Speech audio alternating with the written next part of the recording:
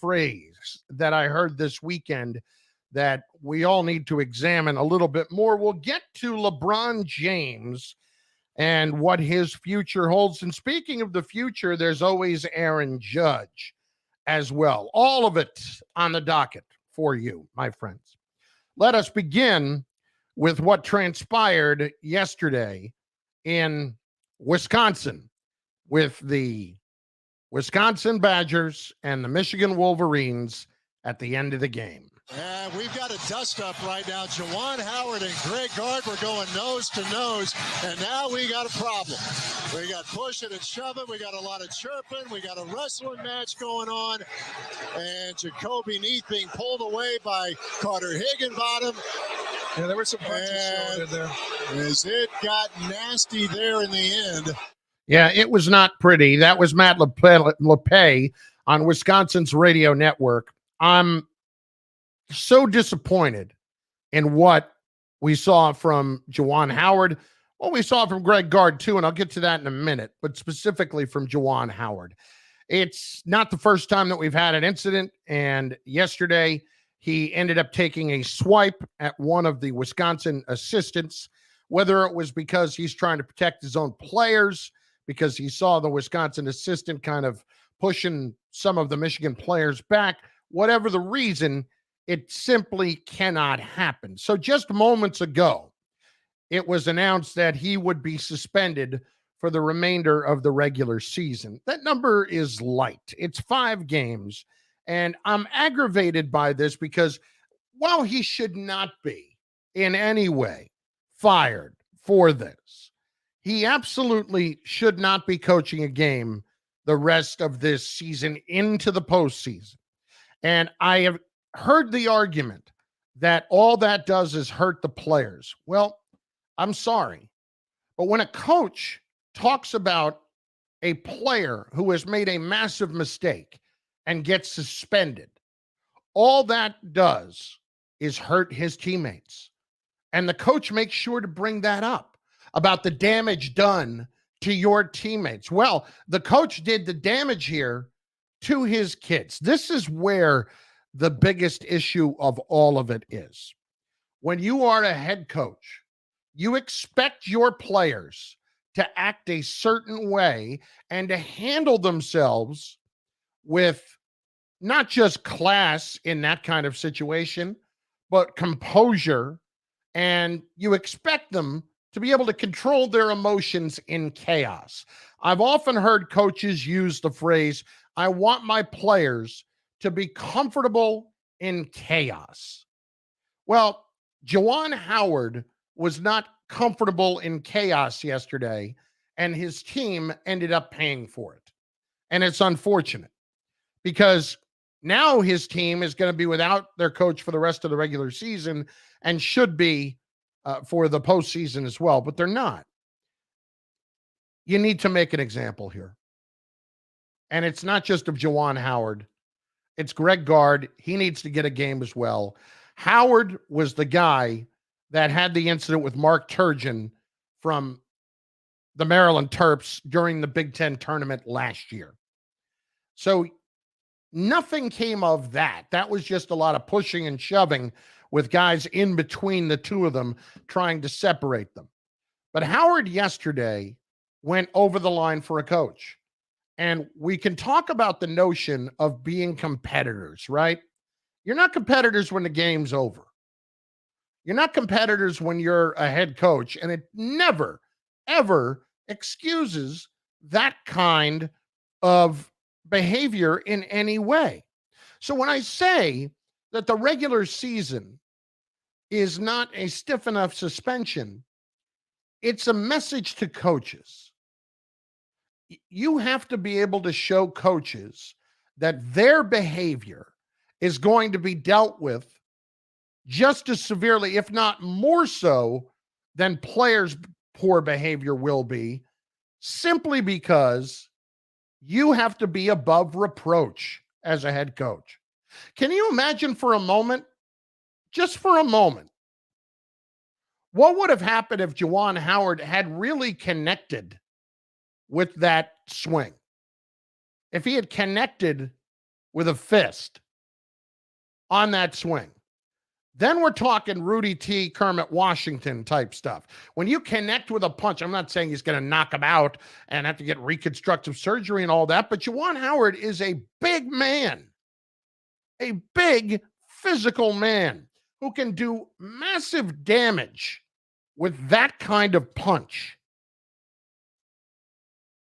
If he had connected and that was a punch, he'd be out of a job today. And it's not like he purposely went for the open hand. He didn't. He really just went at him kind of an open hand / punch combination. And the guy was still standing and it was kind of no big deal. And it just snapped his head a little bit. Just imagine, knock the guy out. And, you know, when you're a coach and you're going to behave that way and you're going to do it all out of the fact that you're pressing late down 15 and then you get upset about somebody else calling the timeout, you think they're not acting appropriately, that's fine. You don't need to say in the handshake line, I'm not going to forget that. No. All you need to do is not forget it. And maybe tell your coaches or tell your players after the game, we're not going to forget that. You may get a chance at them here in the next 2 weeks, 3 weeks in the Big Ten tournament. You may get another opportunity at them pretty quickly. You don't have to say a word in that instance. But let's turn for a moment to Greg Gard. Because if you watch the tape from the beginning, Juwan Howard pulls his mask forward. He says, we're not going to forget that, or I'm not going to forget that, blank. And Gard grabs him, grabs his arm, and then is holding him back as Howard is saying, don't touch me. And Greg Gard continues to try to make his point before 3 and 4 guys get in between them. And in essence, push Greg Gard back. Gard wanted the smoke. When Juwan said what he said, Gard wanted it all the smoke. And that's really an underrated part of what caused this whole incident. When you're that head coach, what would you say to one of your players who grabbed another guy and started to get into it with him? You would say, shut up and get in the locker room. It's exactly what you do. But no, not what Greg Gard did. He went out of his way to grab his arm and then get in Juwan Howard's face. That's a mistake. And then both of these guys, after the game, are doubling down. Nobody apologized.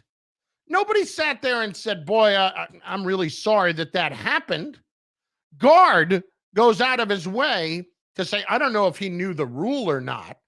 Basically saying Juwan Howard is stupid because he didn't know the rule, or I'm just speculating and I'm going to call him stupid in a very surreptitious way.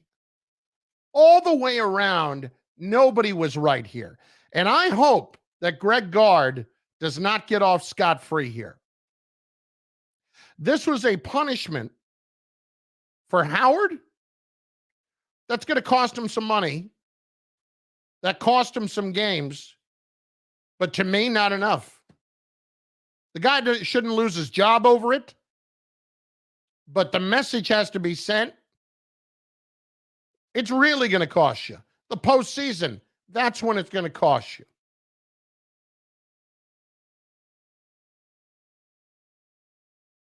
Come on. Come on. Coaches have to be better. Coaches have to be better. So the question is simply this: is what happened to Juwan Howard appropriate, or should he have gotten more? And should Greg Gard be suspended? I want your take on this whole thing at 800-919-3776. Lines are open. Let's start. Let's discuss. Let's chat. Did Juwan Howard get enough punishment here? Because this really yesterday was starting to devolve into one of those social media discussions where nobody could really keep their heads. This wasn't about race or anything like that. This was about two coaches behaving badly and setting poor examples for their players. So does the punishment fit the crime? That's what I want to know from you. Lines are open, 800-919-3776, 800-919-ESPN. Light them up. Vámonos, muchachos. It's Carlin. I'm smart, not like everybody says. Like dumb, I'm smart. On 98.7 ESPN.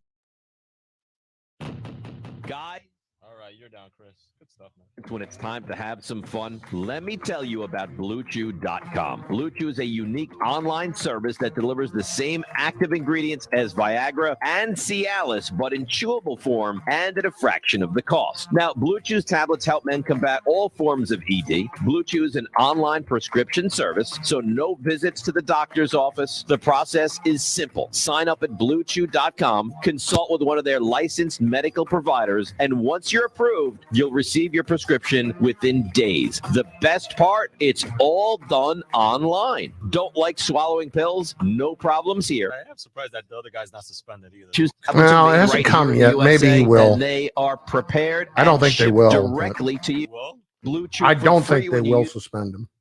NYC at checkout. Just pay $5 shipping. but because who's the one that basically .com suck it? promo code NYC to receive your first month. There's another coach that did the suck it. I don't know if it was. Big deal. I don't know if it was the head coach or the assistant coach. Your McDonald's breakfast and ketchup. The first is that it enhances it. The second is that it doesn't.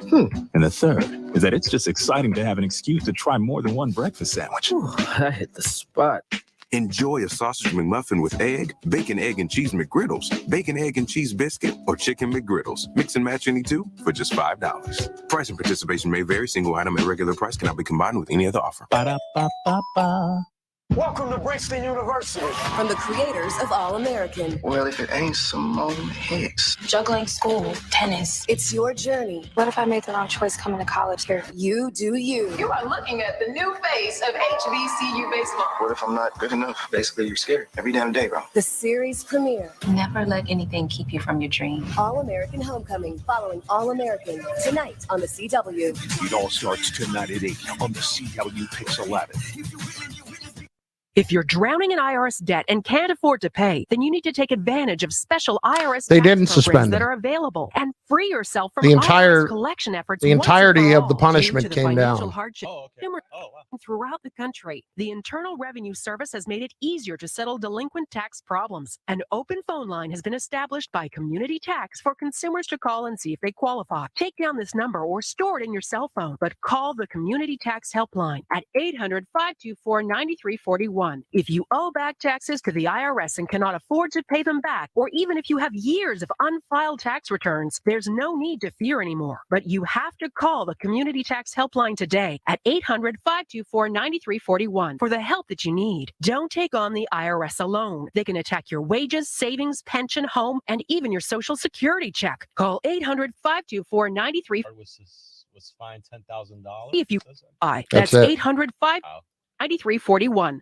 Did you know about 1 man in 9 will be diagnosed with prostate cancer during his lifetime?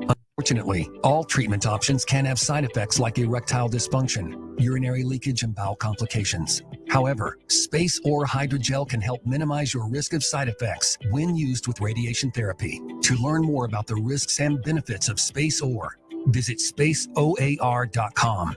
Spaceoar.com. That's spaceoar.com. Sponsored by Boston Scientific.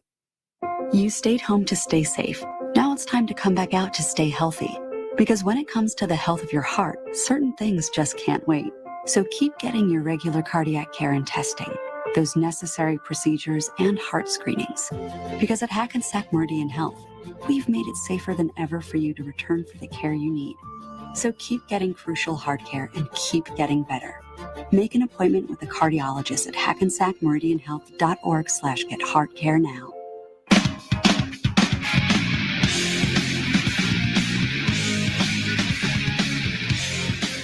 All of it came down, all of the punishment, not just Juwan Howard.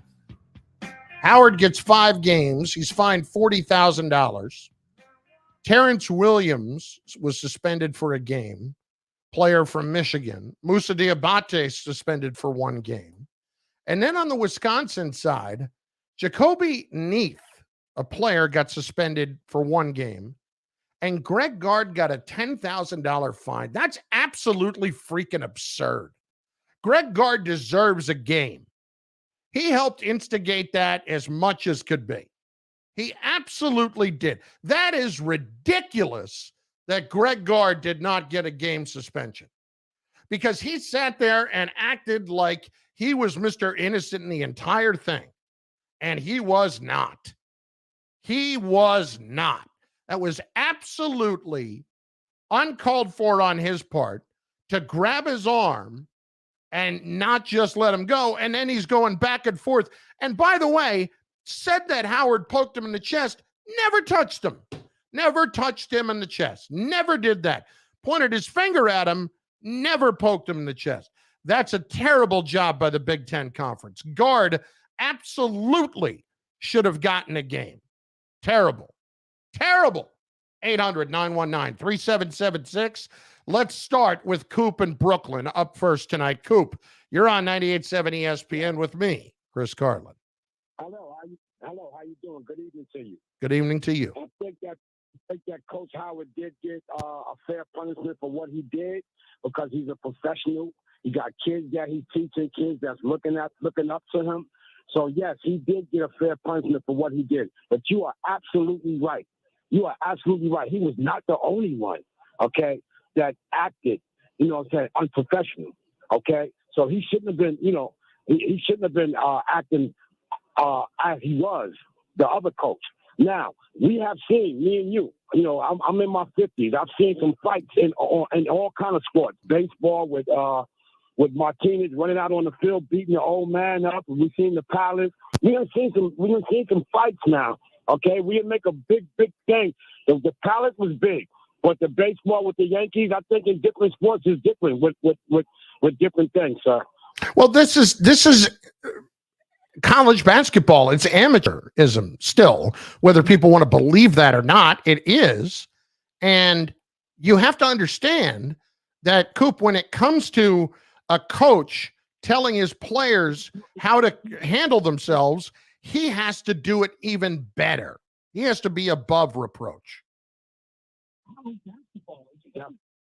right, Coop, thanks for the call. You got your audio on still. Anyway, listen, you can't do this. You can't expect to have a situation where you throw a punch and you get away with nothing. That's not going to happen. And 5 games it's not nothing. It's not nothing. It should be more.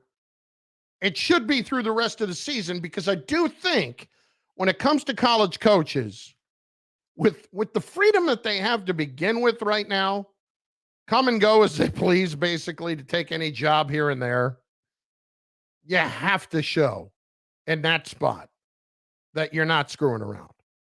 You have to.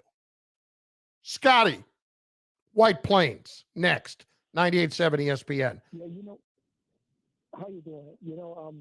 I'm rethinking this now, and I originally thought that, that suspension was enough, but now, I think maybe it's not enough. Maybe it's not a strong enough message, because Juwan Howard has been assistant coach. This is a job of a lifetime for him, and he is the epitome of what hard work is. And for him to do that, for him to act out like that over, calling a timeout.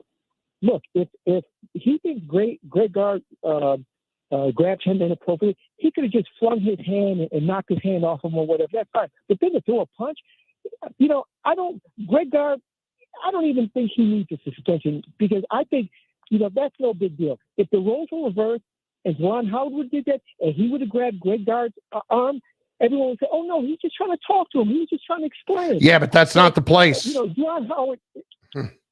That's not the place. What do you mean that's not the place? That's not the place to try to stop and talk and explain to him the situation.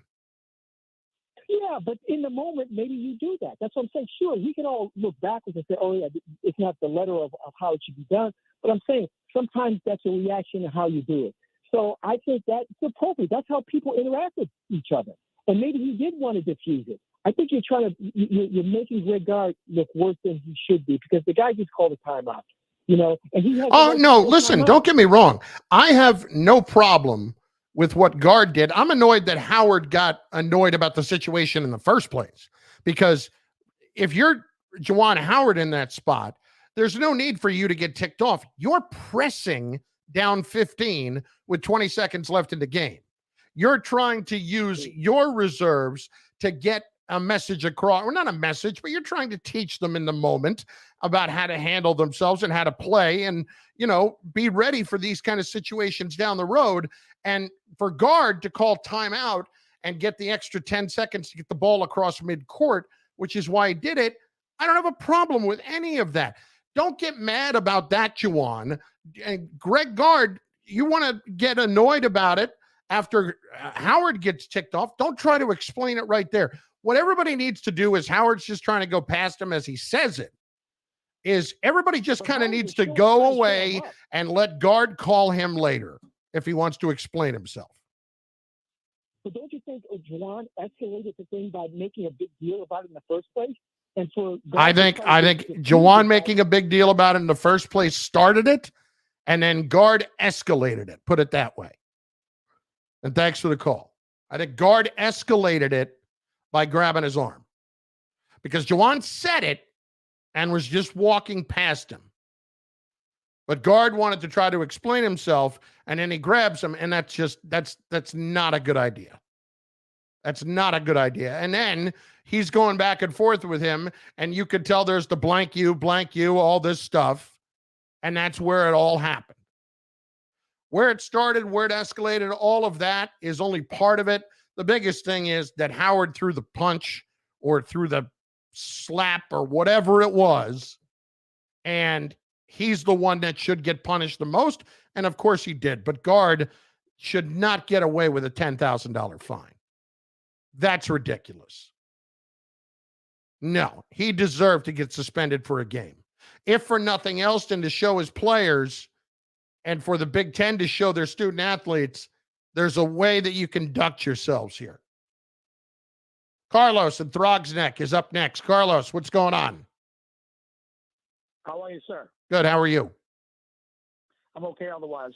I'm thinking with respect to what happened with both coaches, Howard definitely should get the suspension for the rest of the season. But he also has to make a point to also talk to the coach privately, similar to what said in the last caller, talk to him directly and try to, help the coach. You said, try to hash things out. The rest of the students that did get the suspensions, they should get the suspensions and go from there. Yeah, listen, it's hard to tell why each player got suspended, where and what their role was and all that. And that's like going back to the Zapruder film to try to figure it all out. But are you saying that Gard should be the one to call Juwan, or Juwan should be the one to call Gard, or what are you saying about Gard and Juwan and their suspensions? I think in this case, they need to cast things out privately away from the actual court, and try to talk to each other in a meaningful manner to make sure things like that don't happen again. Yeah, well, listen, I appreciate the call. I think at some point that'll happen. I doubt that's going to happen today. Here, the other part that really gets overlooked here is the fact that neither guy backed off of it and, in fact, doubled down on it. Guard, in essence, was calling Howard stupid post-game. That's what he was doing, saying he didn't know the rule. Or maybe he didn't know the rule. Maybe he's a bad basketball coach. I mean, that's what you're saying. And Juwan Howard showed no remorse whatsoever for what happened. None. Just said, yeah, I was ticked off about the timeout. Well, somebody's got to show some sort of remorse in this situation. And for Guard to act like he was completely innocent in the whole thing was just absurd. Just very disappointing on every single angle of this. There was one other guy, when it comes to getting fired, that absolutely should have been fired after all of this yesterday. We'll tell you who next. It's Carlin I don't need you taking me back into pain. on 98.7 ESPN. Now at T-Mobile, You are down, Chris. iPhone 13 on us on the network with more 5G bars in more places. This is the year, Amelia. The year I become a famous influencer. Oh, yeah? Why's that? I just got the new iPhone 13 at T-Mobile. It has the most advanced dual camera ever on an iPhone. So my videos and photos are gonna look amazing. And check it out. I have 5G, even out here. Whoa. I'll be able to post tons of content. Us influencers gotta stay fresh, you know? Nice. So where are you gonna learn to sing or dance or something? Better. Yodeling. Woo, let's hike up that hill and do a live stream. Yodeling. I'm good. Thanks. Head into T-Mobile today, because when you switch, you can get the new iPhone 13 on us on every plan with eligible trade-in. All on T-Mobile's 5G network with more 5G bars in more places. Phone via 24 monthly bill credits with qualifying new line plus tax for well-qualified customers. Contact us before canceling service to continue remaining bill credits. Or credit stop and balance on return. T-Mobile is America's largest 5G network. Details at T-Mobile.com. PSE&G offers energy-saving programs and products for your home, your workplace, and everywhere in between. Count on us for everything from expert advice and professional energy assessments to instant discounts and rebates on Energy Star certified lighting and appliances. And when you're ready to start using less energy and enjoying lower costs each month, we're here to help. Visit pseg.com/energy efficiency today. Go for a big win with a one-game parlay at BetMGM. One-game parlay allows you to make selections within a single game from over 400 bet types. Log into your BetMGM account and create your best parlay before the game even starts. Are you new to BetMGM? Sign up today and make your first bet risk-free up to $1,000 with bonus code DAVE1000. Plus, you'll earn BetMGM rewards points that you can redeem for room nights and dining at MGM resorts nationwide. Try BetMGM's one-game parlay today. Visit BetMGM.com for terms and conditions. 21 years of age or older to wager. New York and New Jersey only. New customer offer. All promotions are subject to qualification and eligibility requirements. Rewards issued as non-withdrawable free bets or site credit. Free bets expire in 7 days from issuance. If you or someone you know has a gambling problem, help is available. In New Jersey, call 1-800-GAMBLER. In New York, call 877-8-HOPE-NY or text HOPE-NY to 467-369. Hey, it's Rick DiPietro, and I want to tell you about the Jack Pocket app, where you can play official state lottery games like Powerball and Mega Millions right on your phone. Lottery players on Jack Pocket have now won over $100 million, and Jack Pocket is the top-ranked lottery app in the U.S. No more waiting on lines. Play anytime, anywhere. Download the app for free or visit jackpocket.com and get your first Mega Million or Powerball ticket free using code ESPN. If you or someone you know has a gambling problem and wants help, call 1-877-8-HOPE-NY. Visit jackpocket.com/TOS for full terms of service.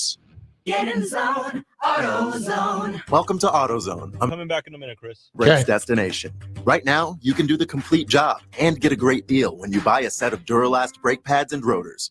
It's also AutoZone's national hiring event. We're hiring all positions, from sales to warehouse and drivers, both part-time and full-time. Visit careers.autozone.com or any one of our stores. Get in the zone, AutoZone. Claim based on data from the NPD Group 2021. Drivers who switch and save with Progressive save over $700 on average, and those savings add up. Imagine what you could buy in the future. Hey, remember how 20 years ago I switched to Progressive? Well, now it's the future, and I used all those savings to buy this new hologram phone. Because, you know, it's the future, and everything is holograms now. So switch to Progressive and save big because those save Coming back in 10. in the future. Progressive Casualty Insurance Company and affiliates. National annual average insurance savings by new customers surveyed who saved with Progressive in 2020. Potential savings will vary.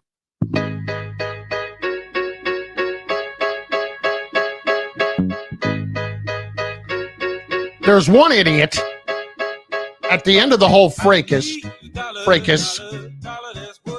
who did the stupid Degeneration X point to the crotch bit and is also pointing at the other team as well, waving goodbye. Now, I don't know this for fact, but that guy looks like their strength and conditioning coach from what I looked at on their website. I don't know that it's him. Whoever he is in the Wisconsin shirt pointing to his crotch, that moron gets fired today. That's an easy one from my athletic department. Easy. That you are supposed to represent the university in a specific way. And when you're waving goodbye and then you do the DX down to your crotch, you're an idiot. You're a grown man who's an idiot. And I'm sorry, in that instance, you're wearing a Wisconsin shirt and you're doing that. I'm waving bye-bye to you, you moron. Get out of town. You got to go. I don't care if he's your strength and conditioning coach or whatever he is. He's out. Because I'm sure Wisconsin has 3 assistant strength and conditioning coaches. I'm sure they'll be able to handle it. That idiot's got to go. And while there are some of us that in some ways think that's funny, it is funny to a degree, but it's also very dumb and embarrassing to Wisconsin. Very dumb. 800-919-3776. If Wisconsin doesn't fire that guy, that's embarrassing. Notch in Far Rockaway. Next, 98.7 ESPN. Notch, what's going on? Hey, Carl, how's it going today, man? Good to speak to you. You too. How are you? All right.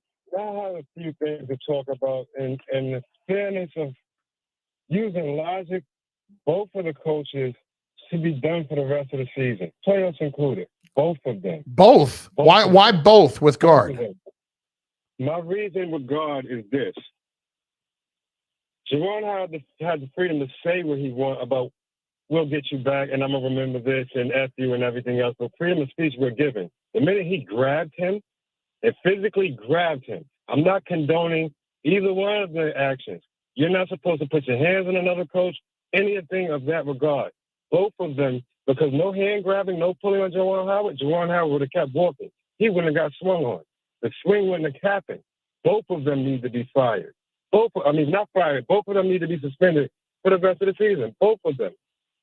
Yeah, and I don't buy that with guard.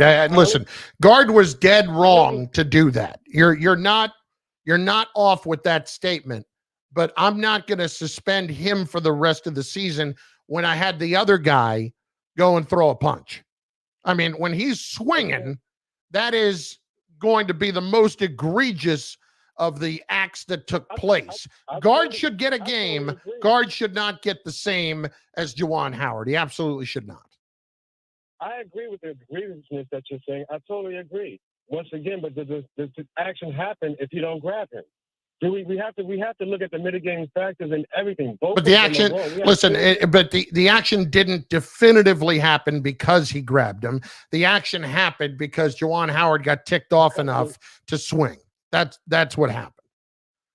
Correct. Guard escalated it, but in that instance, there was still the opportunity to not swing. And thanks for the call. That's the problem. And that's why 5 games, while I don't think it's awful, I don't think it's enough. It's not enough. I can't take the idea that all you're doing is hurting the kids at that point. Well, no. Hang on a second. Hang on. Because when a kid on a team makes a mistake like that, what's the first thing the coach says to him? Well, you're hurting your teammates. And you are costing your teammates in this instance. Do they get a reduced suspension because of that? No. You think a player would have gotten less than Juwan Howard did? Absolutely not. I don't think a player who threw a punch would be playing again this year. And that's the real problem here. Would a player who threw a punch play again this season? Chances are no. And that would have, quote, been hurting his teammates. So now, because Juwan Howard is the guy that ends up throwing a punch and misses 5 games, and that hurts his team, well, that's enough. No. All it does is hurt his team. All it does is hurt his players. Yeah, well, maybe the coach will learn from that. That wouldn't be such a bad thing. Alan in Morristown, New Jersey is next on 98.7 ESPN. Alan, what's up, dude? Hi. Hi. So I believe that you're right, but there's a phrase, sticks and stones may break my bones, but words should never hurt me. The coaches were out of control because of what they did. Juwan Howard shouldn't have pressed. The other guy shouldn't have gotten so annoyed. And they both lost it, and they shouldn't have used their hands. And I agree, it's not a good image for the kids. But I want to talk about something else. I want to talk about baseball. I am not offended that Major League Baseball may not start on time, because I think they played too many games as it is. And honestly, I think if baseball doesn't shorten the season, they're going to lose. They're going to lose a lot of fans in the process and a lot of watchers. And I want to know what you think about that. Listen, I would not hate it if baseball was 140 games. I wouldn't hate it at all. Not going to happen. Money.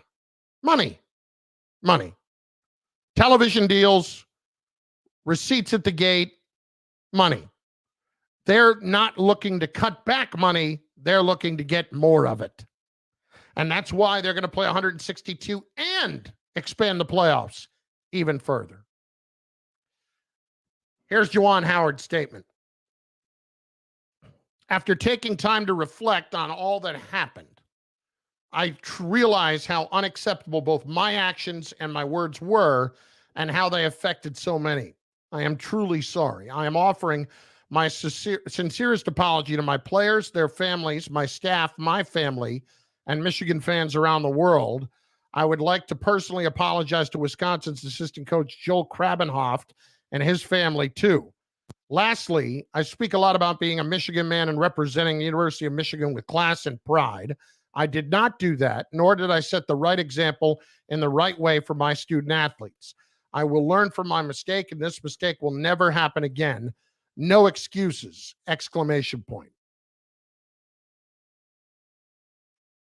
Okay. You had a chance to cool down yesterday, and you didn't do it. If he had cooled down yesterday and just said, God, I was wrong, he may have gotten even less than 5 games. Just because you say all that now, after you've already been suspended, and Michigan basically tells you that you're going to do that, look, none of it rings anything but hollow. None of it rings anything but hollow. 800-919-3776. 800-919-ESPN. Carlin, 98.7 ESPN with you. Was the punishment appropriate for the crime when it comes to Juwan Howard, who, if you're just joining us, got the rest of the regular season 5 games for a suspension and a $40,000 fine, also lost 2 players to a 1-game suspension. And on the flip side, Greg Gard, the head coach at Wisconsin, got a $10,000 fine. Not quite enough. It's Carlin. I just want to ride the bike on 98.7 ESPN. The Fluent and McDonald's deal. Because sometimes, you can have a full-on conversation. Chris, you got to read here in 20. Bruh. Can I do it? Don't finish it out? If you're ready. There's a deal for every unspoken word at McDonald's, like a $6 classic or spicy crispy chicken meal, complete with medium fries and a medium. Let me know when you got it. I got it. Okay, cool. Coming to you in a 5. Vary cannot be combined with any other offer. Ba-da-ba-ba-ba. Well, my friends, the second half of the NBA season is here, and you can turn every Thursday into payday with NBA on TNT on FanDuel Sportsbook. Win or lose, FanDuel is giving all customers $10 back every Thursday in site credit. Bet $10 or more in a same-game parlay on any NBA on TNT game.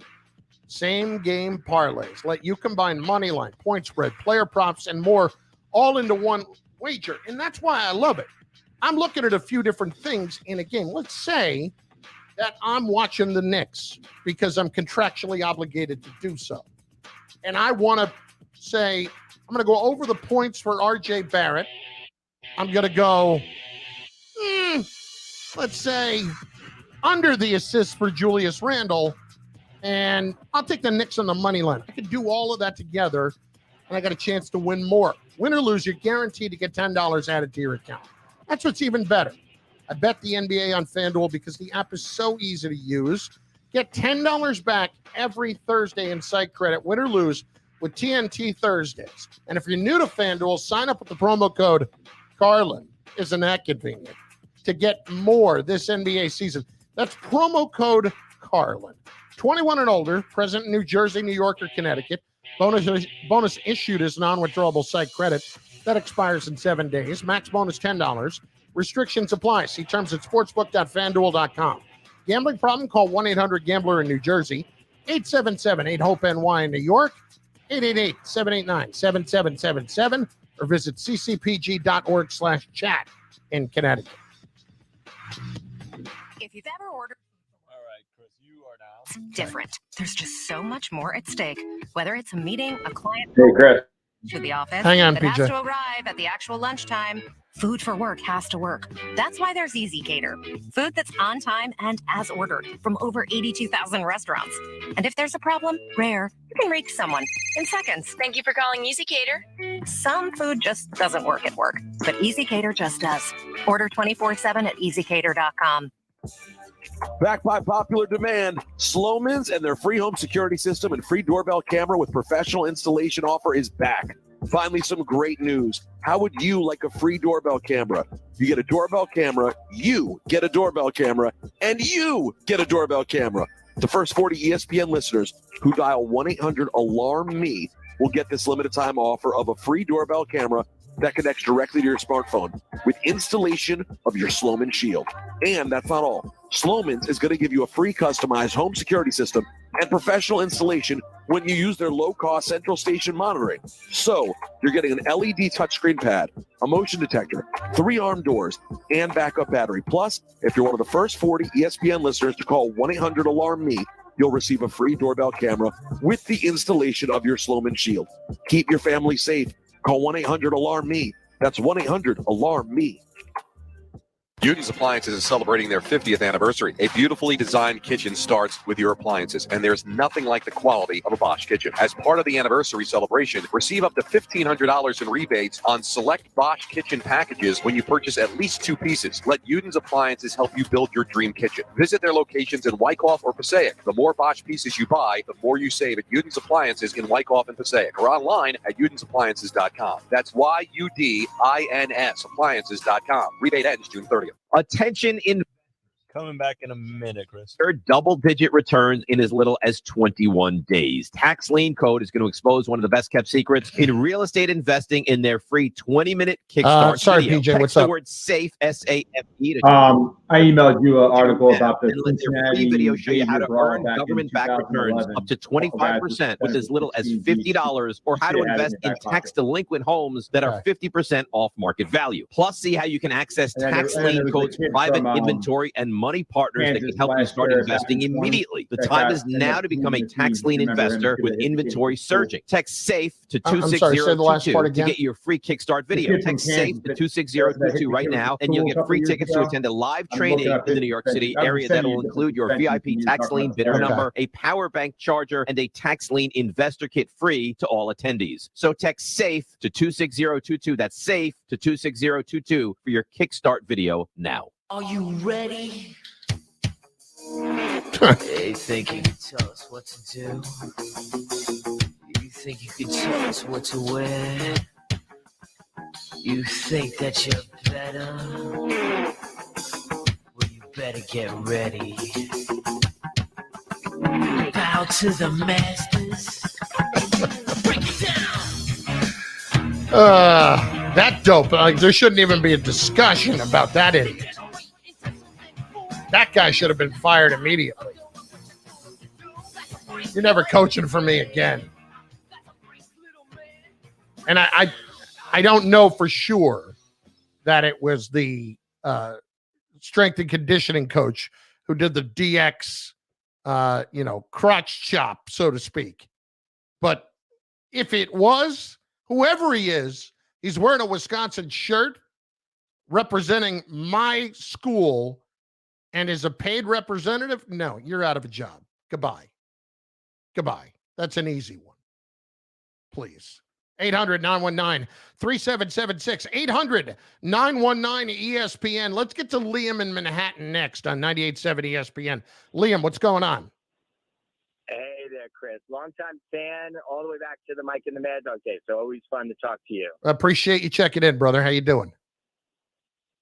Well, we're good. I was thinking about your question, and it's funny because on hold, I see the statement come out. I mean, I think if I'm running things at Michigan, I think the statement was perfect, but I think I'd like to see him before the cameras, making a kind of an announcement like that, maybe even fielding some questions, maybe. But just a couple other things.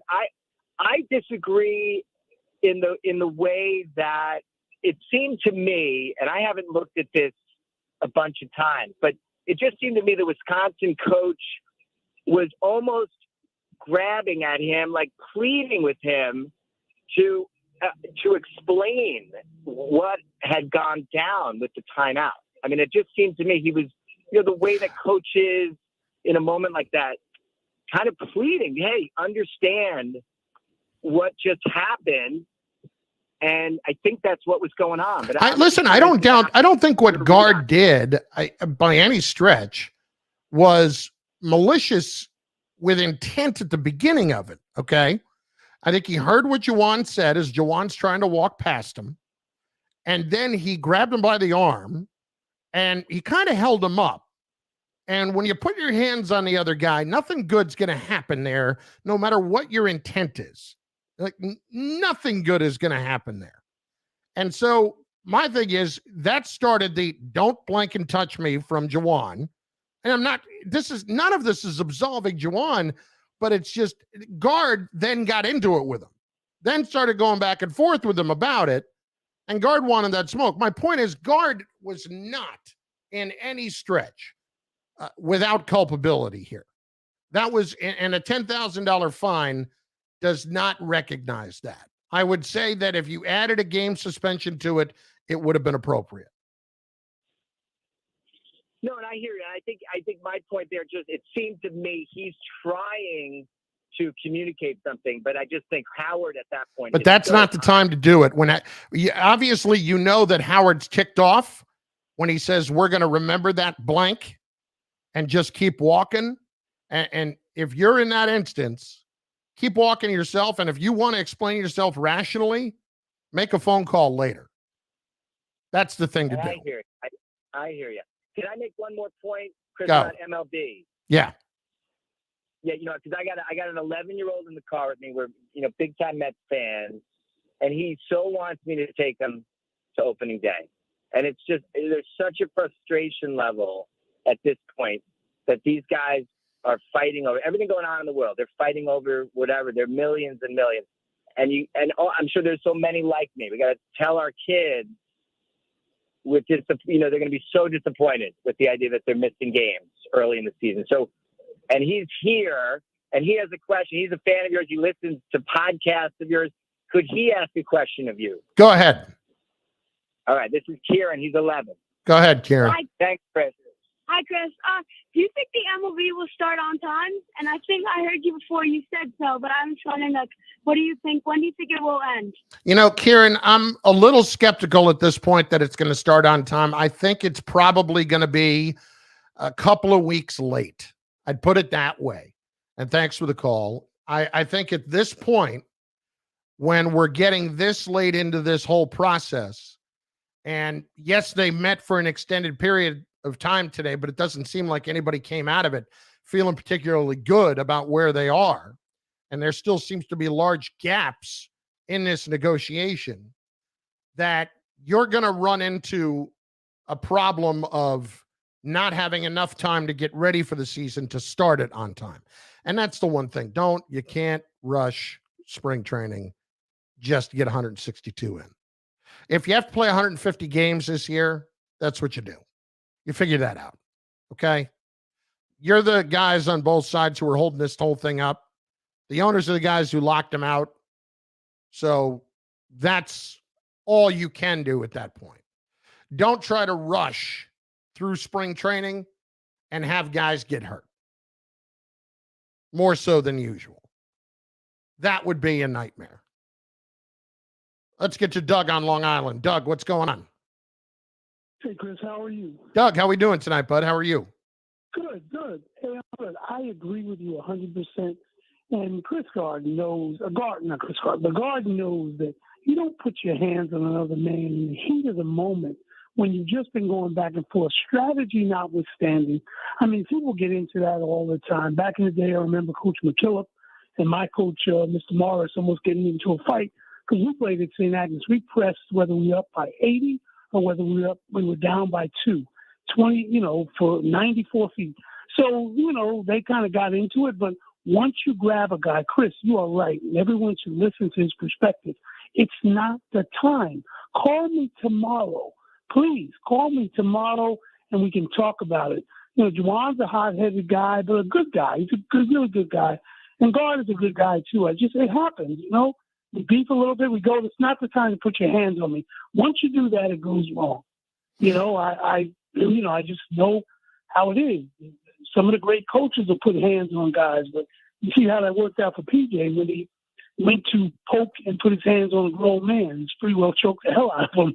But, and just one other point.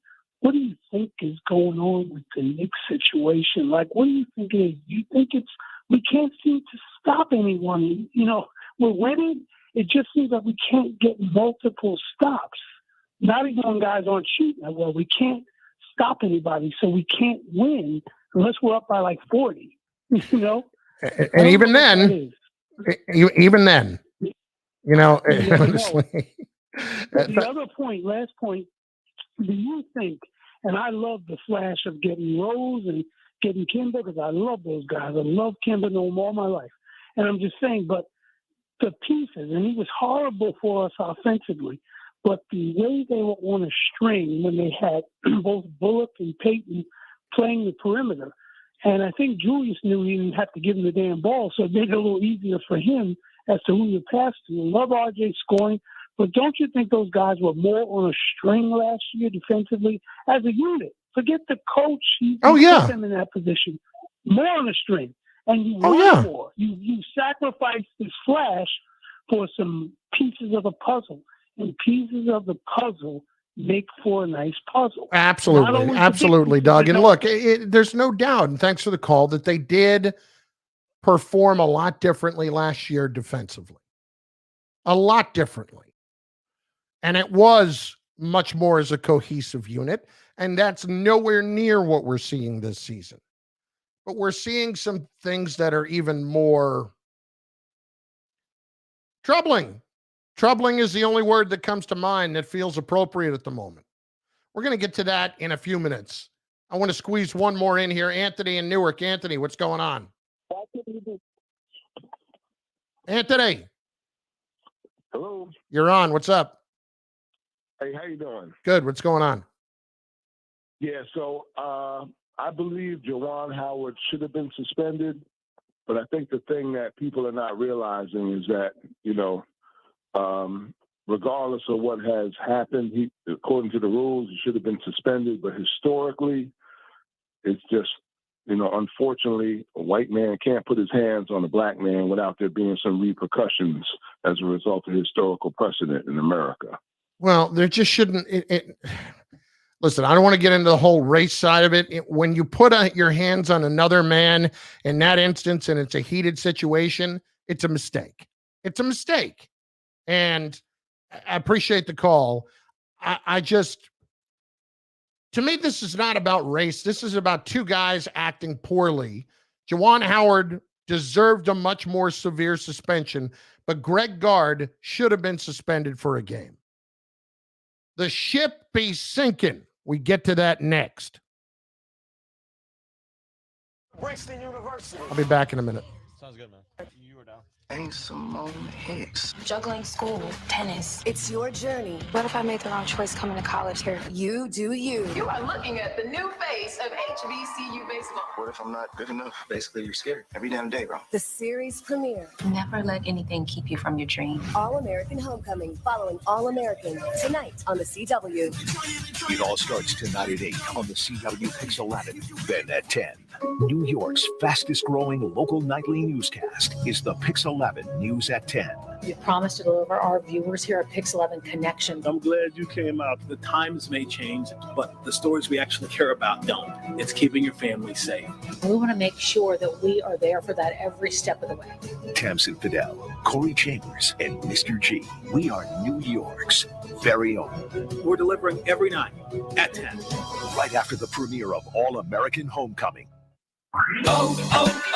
O'Reilly. When you need auto parts, O'ReillyAuto.com is just a few clicks away. We offer convenient options for you to get your parts quickly. Order online and pick up for free at your local O'Reilly Auto Parts store. We'll even bring it out curbside. Or you can have your parts delivered right to your door with free shipping on most orders over $35. Visit O'ReillyAuto.com. O'Reilly Auto Parts. Are you sick of your dead-end job? Do you crave a career with a better work-life balance, better lifestyle, or maybe you'd like to work from home? It's a new year. Time for a new career in IT. At My Computer Career, you could start your career in months, not years. Attend classes day or night, live online. And we've rolled back tuition to help meet the demand for IT workers. Go to mycomputercareer.edu and take the free career evaluation today. It's not rocket science. It's mycomputercareer.edu. All right. I'm back. Cool. This is SportsCenter. Hello there. I'm Mark Robbins with breaking news into ESPN Radio SportsCenter. ESPN's Adam Rittenberg and Jeff Forzella confirming Michigan head basketball coach Juwan Howard has been suspended for 5 games, which is the remainder of the Wolverines' regular season. He's also been fined $40,000 for his involvement in an incident Sunday in which he took a swipe at a Wisconsin assistant coach during the handshake line after the game against the Badgers. Now, Wisconsin head coach Greg Gard has been fined $10,000 for his role.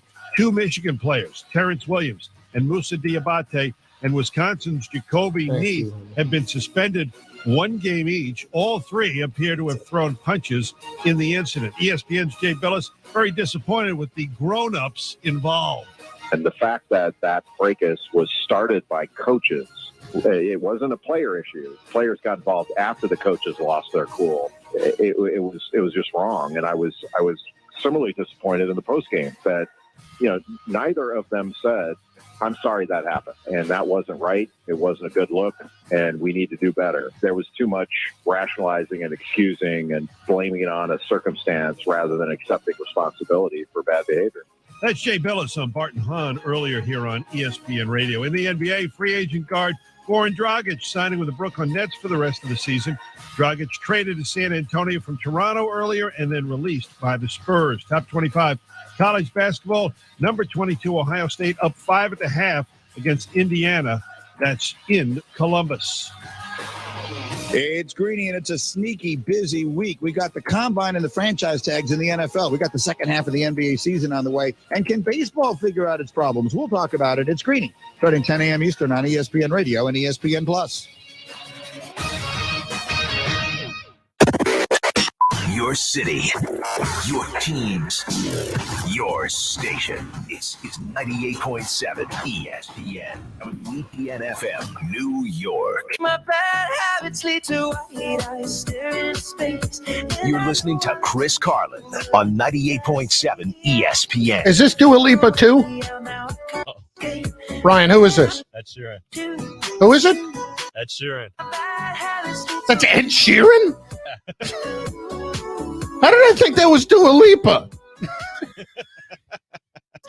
She's at the Garden next week. I need a pair if anybody's looking or anybody's got them. Not for me, but for Long Island tonight. Is she at the UBS tonight? Yeah, I think she is. I think you're right. I think I saw that somewhere. And I know she's at the Prudential too. I got somebody hitting me up and I want to help him out. This is a good friend of mine, but and it's for his girlfriend.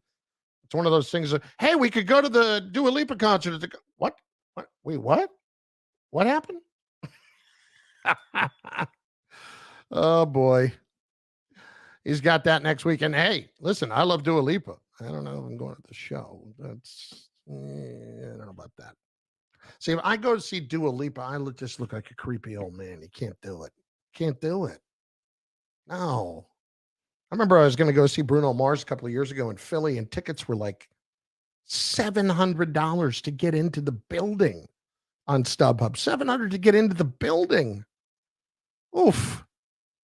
Bruno Mars, listen, I could deal with that. That's tremendous. But tickets were like, it was like a 90-minute show. $700. Come on. You got to be better than that. 800-919-3776. In case you missed it over the weekend, the Knicks had yet another little piece fall out. What's that?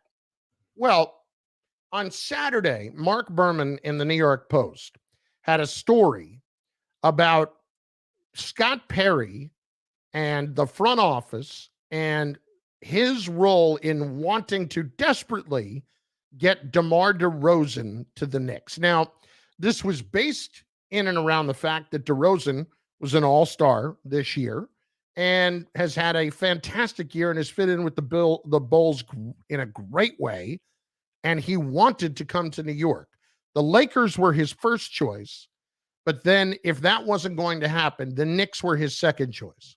And if the Knicks had come and actually engaged on a contract and it had been, all things being equal, the same as what he got in Chicago, thus all things being equal, he would have signed with the Knicks. And it's funny, all throughout Mark's piece is, according to sources, Scott Perry really wanted to make that happen. And Scott Perry was pushing hard for DeRozan. And Scott Perry knew that DeRozan and Damian Lillard are exceptionally close. And maybe that could have helped put it over the top to get Damian Lillard here as well. I mean, there was not a great job of hiding any kind of fingerprints in that article. I know I'm not breaking any kind of code here or splitting the atom for you, but my first thing when I read articles is, who does this benefit and why? Well, when you look at a fractured front office right now, and make no mistake, that's what we're looking at with the Knicks. Everybody is running for the lifeboats. So first you've got Worldwide West last week saying a lot of this is Tom Thibodeau's fault. And he's the real issue with this team right now. Then you've got Scott Perry over the weekend making sure to leak out that, in fact, he wanted DeMar DeRozan and he knew what he was doing, but no, we went another direction, and that's why we are where we are right now. Not my fault. Everybody is running for the hills here. Guys, this is falling apart quickly, and it's unreal to me to see this happen as quickly as it is. I mean, this is like dropping one of those hot chocolate bombs into the hot water and the hot milk and see that sucker split right open. That's exactly what's happened here. And to me, it's really bothersome because this is not that far removed from some good success, but a bad first half of the year has completely changed every piece of the dynamic of this team, from the coach and how his players respond to him, from the players in the effort level with which they're playing and whether or not they're actually progressing this year. The only one progressing is RJ Barrett, from the front office in working with the coach, who already look like they're working toward trying to get rid of the coach after this season. I didn't think that was possible a week and a half ago. I have to tell you, if things don't change here shortly, I think that's probable that Thibodeau could be out after just 2 years. Is that a mistake? Well, yeah, it is, because it is not all his fault. He has played a big role here. But let's be clear. The reason why the Knicks are where they are is because the front office got fooled into believing they were actually a little bit better than they were and couldn't recognize a season that was a bit of an aberration above all else. And so they went off path. They took the wrong turn at the fork in the road. Instead of staying on the development side, they said, maybe we got something new we can get together here and, position ourselves to trade for a star right now if he becomes available and really get after it here. And let's give $70-some million to, a guy who shoots and doesn't play any defense whatsoever in Evan Fournier. And let's give it the money to Kemba Walker, 2 years and $18 million, to somebody who has terrible knees and is in a bad situation with that. And let's put a lot of stock into Derrick Rose, who has been one big injury for his entire career. It's amazing to me that you are seeing the front office split like it is right now, and it's absurd that that's happening. And so that's why you cannot fire the coach. How is Leon Rose letting this happen? I go back to that story that I tweeted last week that was from last March from Yaron Weitzman that talked about the Knicks' first draft under Leon Rose and Worldwide Wes, and how Wes was basically pouting in the corner when they weren't getting Emmanuel quickly soon enough for him, and eventually they did. When Leon has to listen to guys, 3 guys who have been friends of his for his entire life, and has to take all of their opinions, put them in the pot, and then figure out from there what he's going to do. Does that sound familiar? There's one guy who does that really well, and it's Bill Belichick. And it's one of the aspects that his assistants who have gone off and done other things and not done well as head coaches have forgotten about or just didn't realize was going on. Belichick didn't just do something to do it and make up his mind and this is the way it's going to be. He took the input from every single angle that he could, as it was described to me recently, puts it all in a stew, stirs it up, and deciphers for himself what the most important parts of it are and makes his decision that way. Well, that's in essence what Leon Rose has to do. But he's doing it with 3 guys, Brock Aller, who is the chief strategist, with Tom Thibodeau, with Worldwide Wes, these guys who were friends of his. And they're the ones who are offering all of that and giving it to Leon. And Leon was really rolling the dice by allowing that to be the dynamic. Can you listen to your friends and tell them, no, this is what we're doing? Worldwide Wes has never had to answer to anybody before. He's always really been more of a free spirit out in the basketball community, right? You've had a guy like Thibodeau who has always wanted to do something one way, and that is to do whatever it takes to win a game that particular night, doesn't care what he has to sacrifice to do it.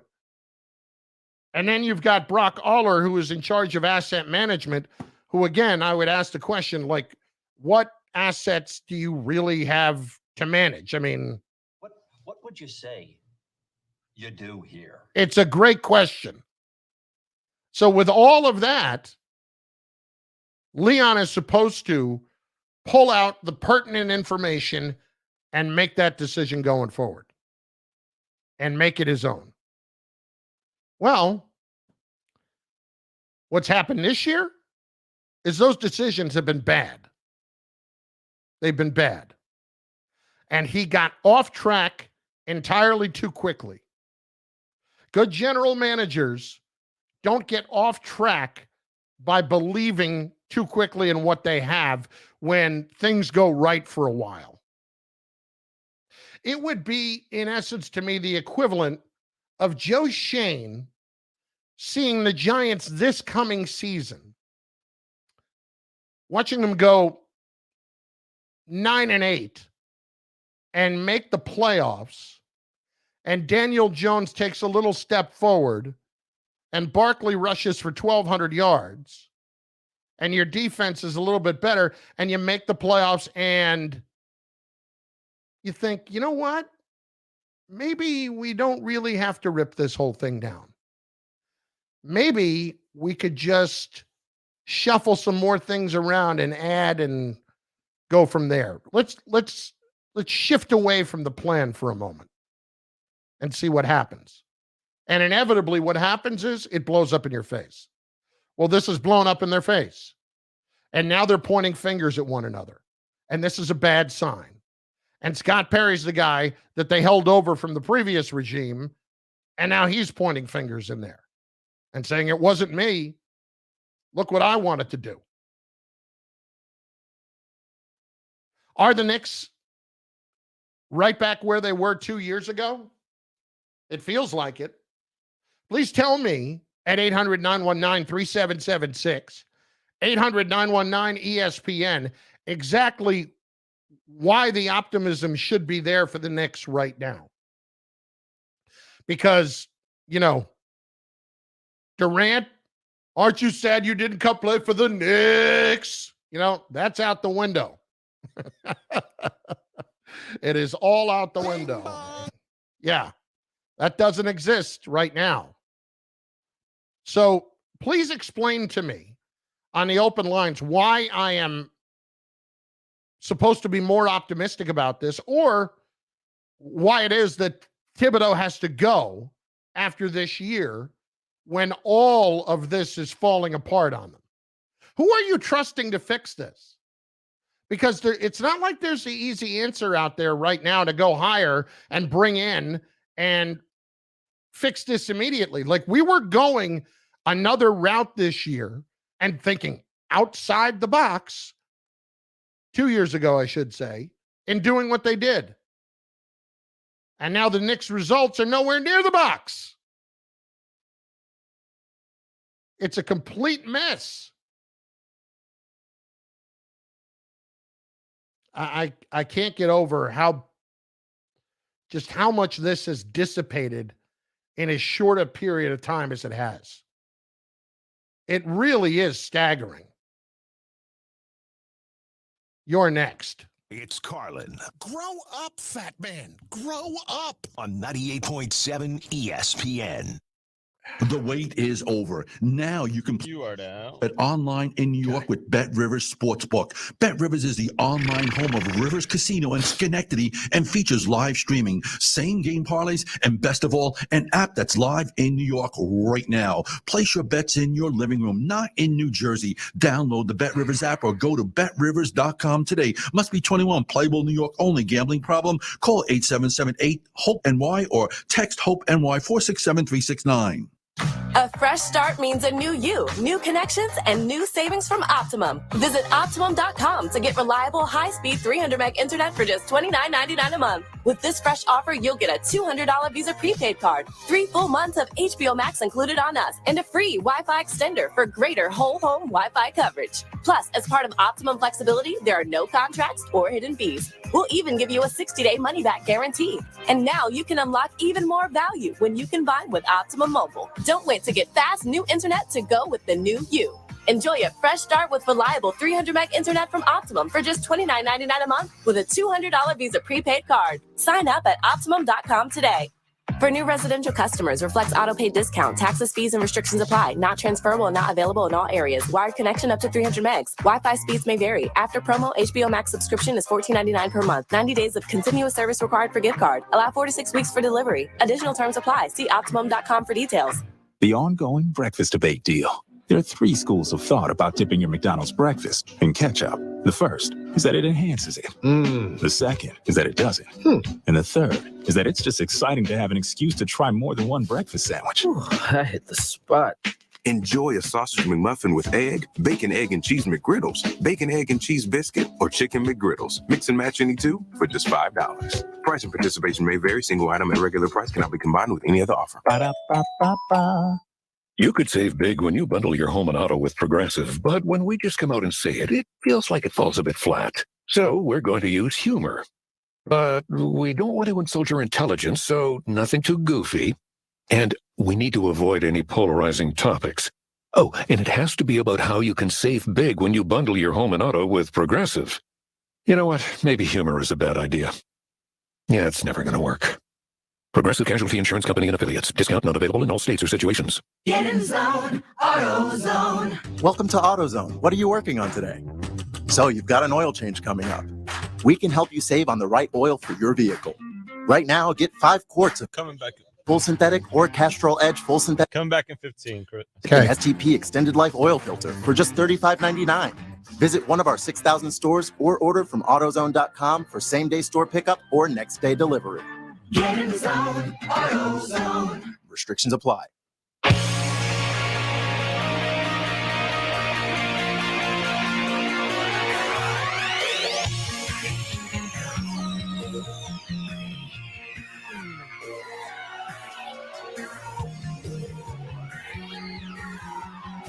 They're lit. Let's do it. 800-919-3776. Matt, Brooklyn. Next, 98.7 ESPN. Matt, what's up? Hey, how's it going, man? I just wanted to touch bases on the Knicks conversation. Let's touch base. All right. So it's kind of hard. I'll be honest with you. It's kind of hard for me to blame the front office about what's going on with the Knicks, only because I watch what they've been doing through the draft. I like the draft picks that they have. I just feel personally like when you have players like Obi Toppin on the bench for only getting 20 minutes per game, he's scoring the amount of points that the production that he's given, and I just feel like Tibbs is just way too committed to the veterans on the team. I feel like the young talent need to get more of an opportunity and a chance to show what they could bring to the table and, go from there, mix and match. Look, I don't disagree that Toppin needs to get more time, that their younger players need to get more time. He loves Quentin Grimes. Why? Because he plays his ass off on defense. I don't think that this is necessarily all on Leon, because I always have trouble with explaining this to fans, and it gets past us, and even it gets past me sometimes. Players are on the floor because they give the team the best chance to win. That's why they're out there, and that's why Tom Thibodeau is playing the guys that he's playing, the minutes that he's playing them. By the way, Julius Randle, once again, leading the league in minutes played. I have to understand, though, that this is not all about winning immediately, and it's about seeing some development from some of those younger guys. And yeah, I'm sorry, I want to see more Obi Toppin on the floor. I want to see more Quentin Grimes. Obviously, we're getting to see enough of RJ. I want to see more of what the Knicks have to work with here. I'm with you on that, but I don't think it's the only reason that the Knicks are where they are right now. But I look at it as I don't think that right now the team is getting the most out of what they have. I think that this team has a lot of good talent on it. Like the addition of Cam Reddish was a great pickup, and I just feel I liked it too. I liked it too. He's got talent, but he needs to play more, like you said. I don't think he's an amazing talent. I think he's pretty darn good, but didn't really fit in very well in Atlanta. Thanks for the call. And you also heard the rumors that it was Thibodeau, who didn't want him here because he wasn't a great fit for a culture that the Knicks wanted to have. But, I mean, how much more am I supposed to expect to see from Kemba or Fournier or Alec Burks, honestly? Like, there's only so much Alec Burks I can watch. He's a good player, done a nice job. Emmanuel quickly has taken a step back. That's a problem. David in Summit is next, 98.7 ESPN. David, what's going on with you tonight? Good, sir. How are you? I'm great. How are you? I'm not sure why. I don't know why everyone is surprised at the results of the Knicks based on a couple of, to me, it's just so obvious. The reason they were successful last year is because they used a recipe of Randall having the best year he's ever had in his entire life, which probably is never going to happen again. And they played tremendous defense, and Derrick Rose, for the most part, stayed on the court, which he's never done before. They got rid of the defenders. They brought in old guys that were barely mobile. And Tom Thibodeau wants to play guys who give effort on defense. It's illogical what they did. They hired a vegetarian chef at a steak restaurant. And I have a quick comment about Rutgers football, but I don't know what the surprise is because they have the wrong coach with the wrong players and a GM and a management team that want to win now, but they don't have the players to win now. Yeah, look, that's a problem. And you're right. It is a mismatch for what you're trying to accomplish. And maybe that's the biggest issue here overall. But I do think that when you've got the front office who hired the coach a year and a half in, turning and pointing the finger at him and saying he's the problem, you're the ones that brought him in. And it's not like he's without any kind of a history or track record here of having this kind of an issue before. There's a huge track record of this, and I hold Rose responsible, but Rose is hiding. I mean, that's the other issue. Rose is hiding. He's not a management guy for New York. They go and hide. The other quick comment, real quick, about Rutgers football. I love Shiano. I like what he did for 10 years. But the reality is, until we have a quarterback that can actually play quarterback and produce, nothing against Noah Vedral. He's a tough guy. Johnny Football, he's a tough guy. But until you have a real Big Ten quarterback, we're not going anywhere. Well, that's what they hope they have in Gavin Wimsatt. We'll see if he turns out to be that. And Noah Vedral, you're right, incredibly tough guy. But you do need that next level of quarterback. But that's the case for everybody. And they have not had a special level of quarterback in quite some time. There's no getting around that. That's true. I think Vedral did a great job with what he can do and in controlling that team. And, Johnny Langan is just a tremendous football player. He's as tough as they come. All right. It's been a while, so I'm trying to find my right sound page here. Let's get it in.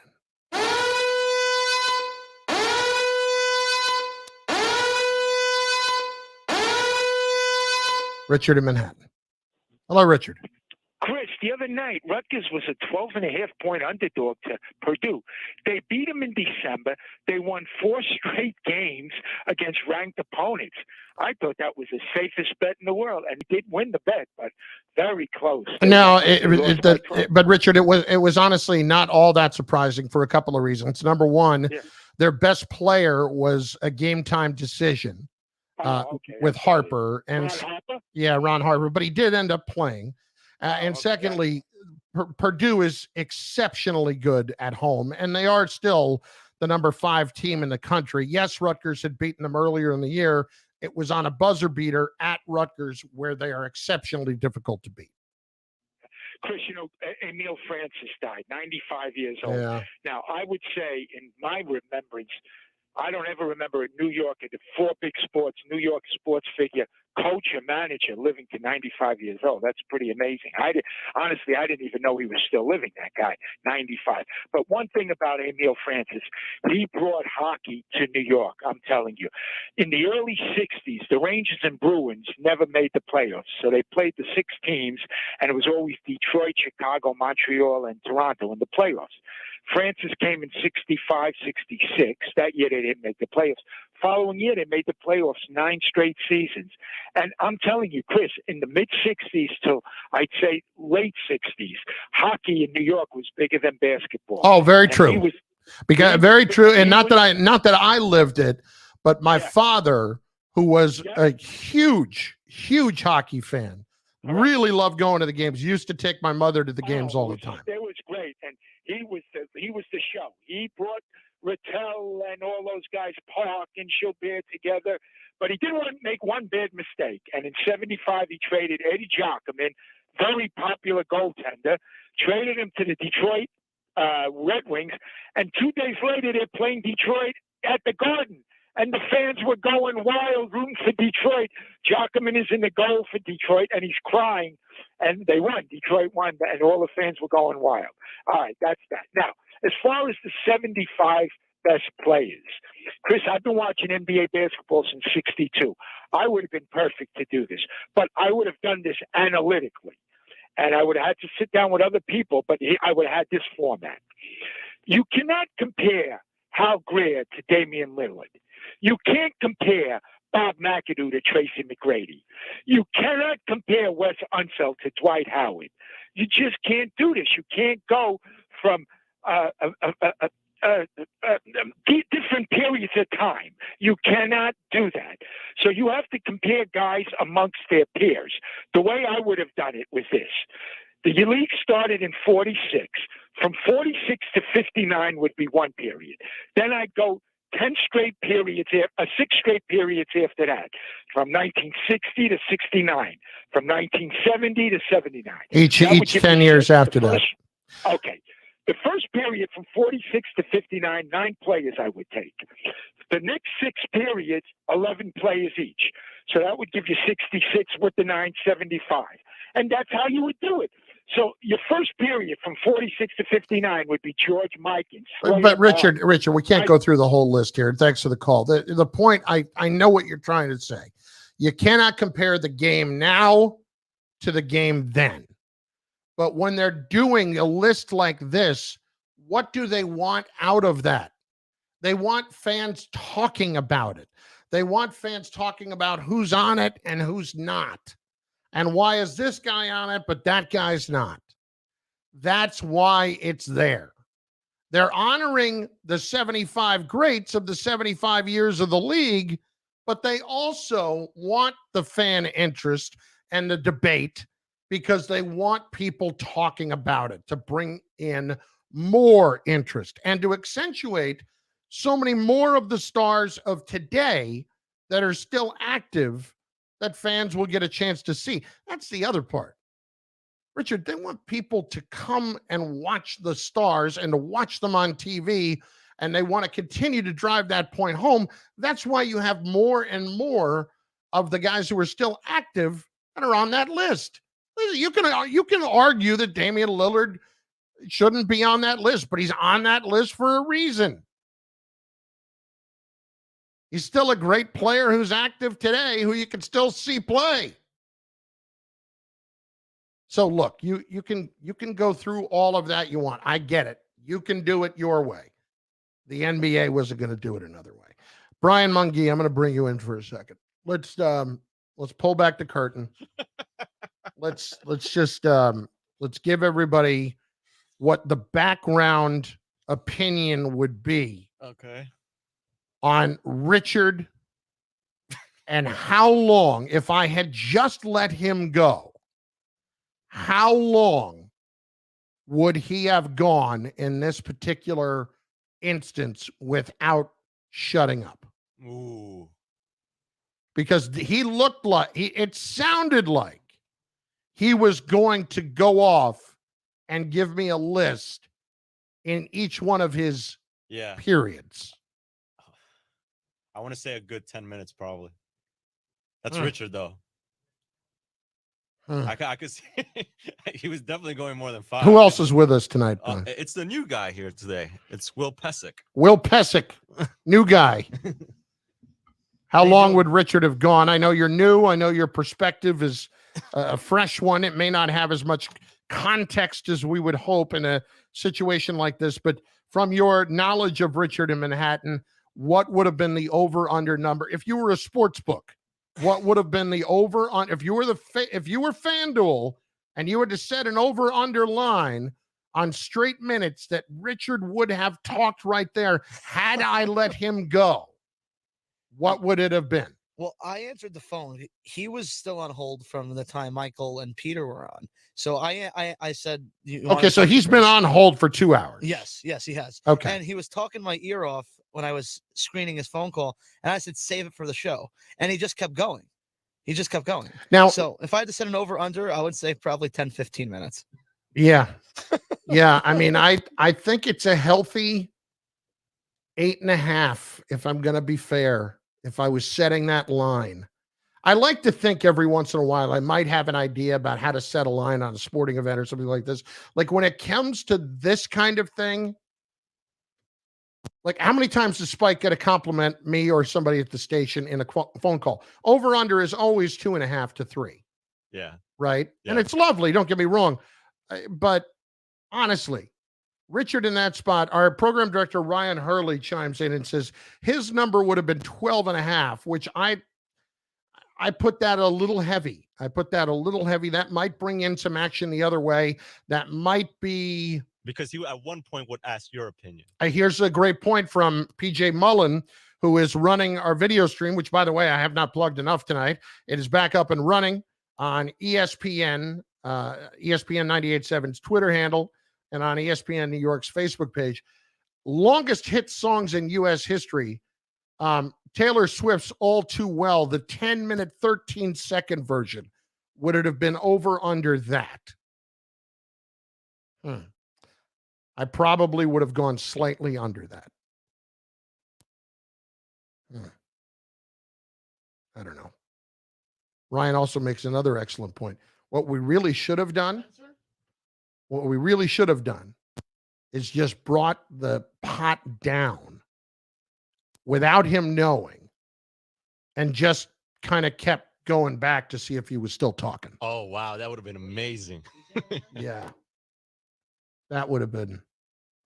I'll tell you what, it takes a village on this show, and the ideas are just flowing in, and I love it. I love that this is a collaborative effort right now. I love where this is all headed. 8.5. Ryan said he would have jumped on the over. I think if we put it at 10, it might have brought in some late action going the other way. That's just me. You're listening to Chris Carlin. Yeah, hi. Hi. Who am I speaking to? That would be Chris, Steve. How are you? I'm fine. On 98.7 ESPN. That is one of my all-time favorites. And expensive. Introducing Domain Money. I apologize. It's Will secure, Pesic. and smarter way for anyone to cut through the noise and invest in both stocks and crypto in one place. Domain Money. Yes, it is. Sorry, pressed the wrong button. Will Pesic. Exorbitant Okay. transaction fees. Welcome. Just expert tools. Where'd you go to school? Investment in. I just graduated from Sacred Heart University in Fairfield. Nice. All right. Congratulations. You on the pulse of the. I'm a St. John's basketball fan, though, so because our basketball team stinks. So Well, that's the stock problem. and crypto strategy. Investment experts do the work for you. It's time to take serious control of your investing with powerful tools, crystal clear data-driven insights, and live customer agents all in one secure platform. Whether you're experienced or just starting out, with Domain Money, you can master your investing domain. Get started at domainmoney.com or download the free. Chris, my first day, people were talking about Richard in Manhattan, and today he was on hold for almost 2 hours. Now I see why everybody talks about it. Shower glass. Try rubbing some shaving cream on them. Tyler's cleaning crew knows every housekeeping trick in the book.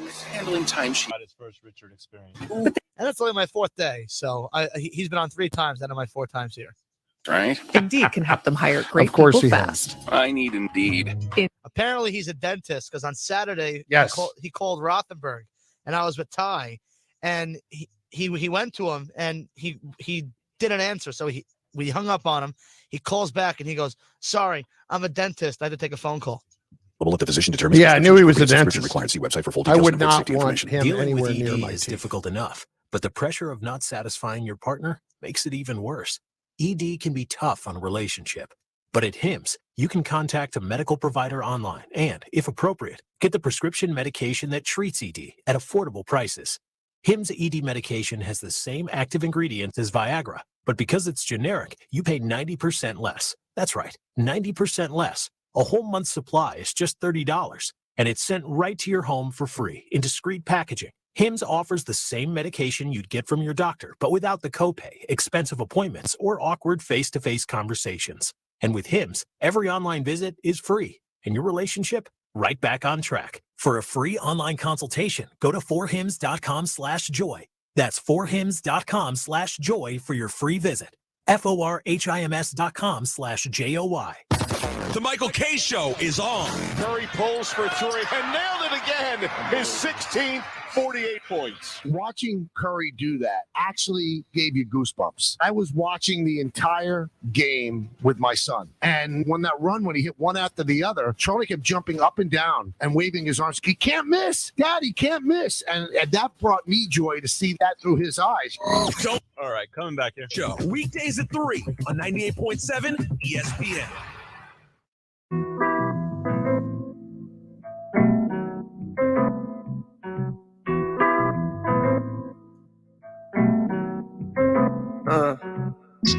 Pride is the devil.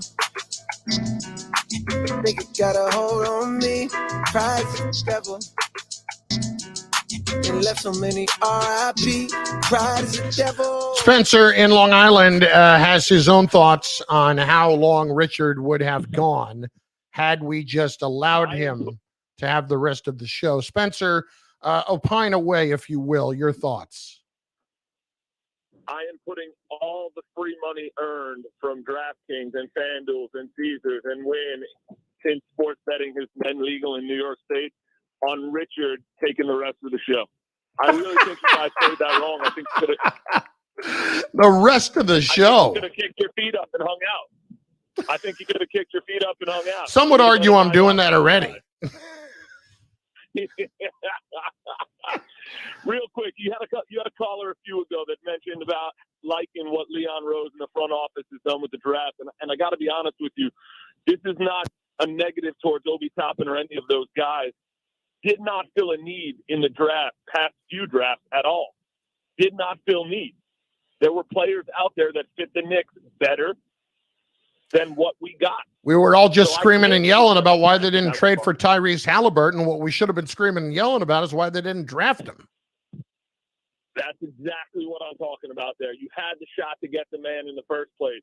So now we're going to give up more assets to go get him? That's chasing bad money. We should have just got him when we had the chance. Absolutely, you should have. And thanks for the call. You shouldn't be upset that they didn't trade for him. You should be upset that they didn't draft him. I just had one of those moments where you kind of inhale a little too much air and like you're almost half choke. I mean, God, I'm a mess. I am just a mess right now. Michael in Port Jefferson is next on 98.7 ESPN. Michael, what up, baby? Yes, how are you today, buddy? What's going on, man? Oh, listen, it's all going on.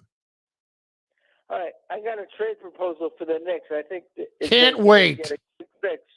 Go. All right, yes. Have at it. Trade proposal. Yes. Here it is. Randall, the ball hog at the end of the quarter, into the half, wherever, and Barrett going to the Lakers for LeBron James, and we'll have a great year if we get LeBron James, and I think we'll do good.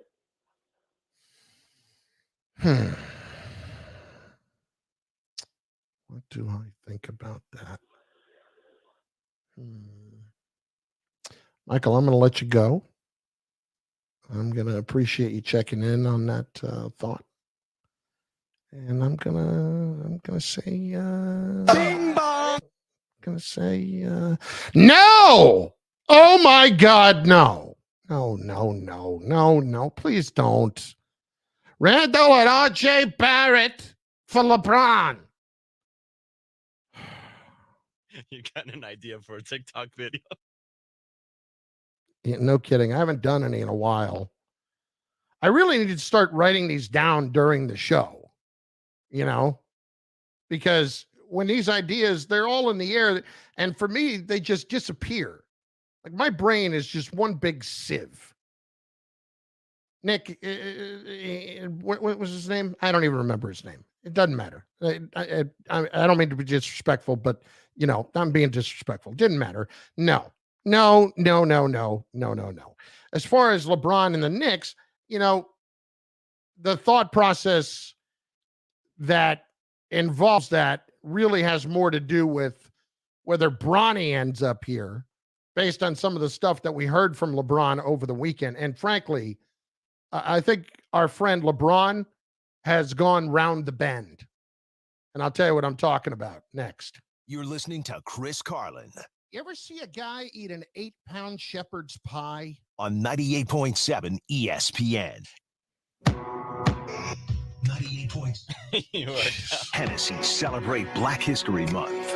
Lift every voice and sing. On February 4th, 2007, Tony Dungy and Lovie Smith became the first African-American head coaches to coach in the Super Bowl, with Dungy's Colts taking on Lovie's Bears, in a game which also featured a legendary halftime performance by Prince. Peyton Manning led the Colts to a 29-17 victory, winning the Colts' first title in 36 years. Those that have changed the game is brought to you by Hennessy. Never stop, never settle. Always toast with Hennessy responsibly.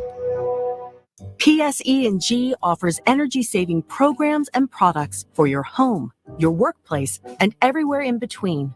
Count on us for everything from expert advice and professional energy assessments to instant discounts and rebates on Energy Star certified lighting and appliances. And when you're ready to start using less energy and enjoying lower costs each month, we're here to help. Visit pseg.com/energy efficiency today. The Fluent and McDonald's deal. Because sometimes, you can have a full-on conversation. So good. Without uttering. You don't think so? A single word. There's a deal for every unspoken word at McDonald's, like our $6 classic or spicy crispy chicken meal, complete with medium fries and a medium soft drink. Price and participation may vary, cannot be combined with any other offer.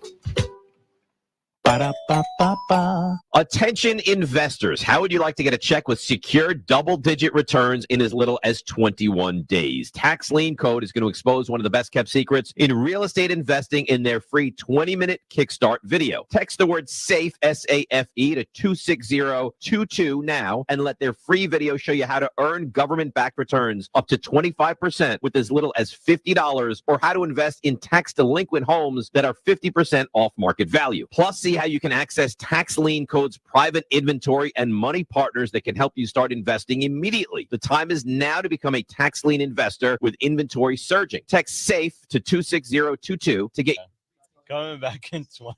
6022 right now, and you'll get free tickets to attend a live training in the New York City area that will include your VIP tax lien bidder number, a power bank charger, and a tax lien investor kit free to all attendees. So text SAFE to 26022. That's SAFE to 26022 for your Kickstart video now.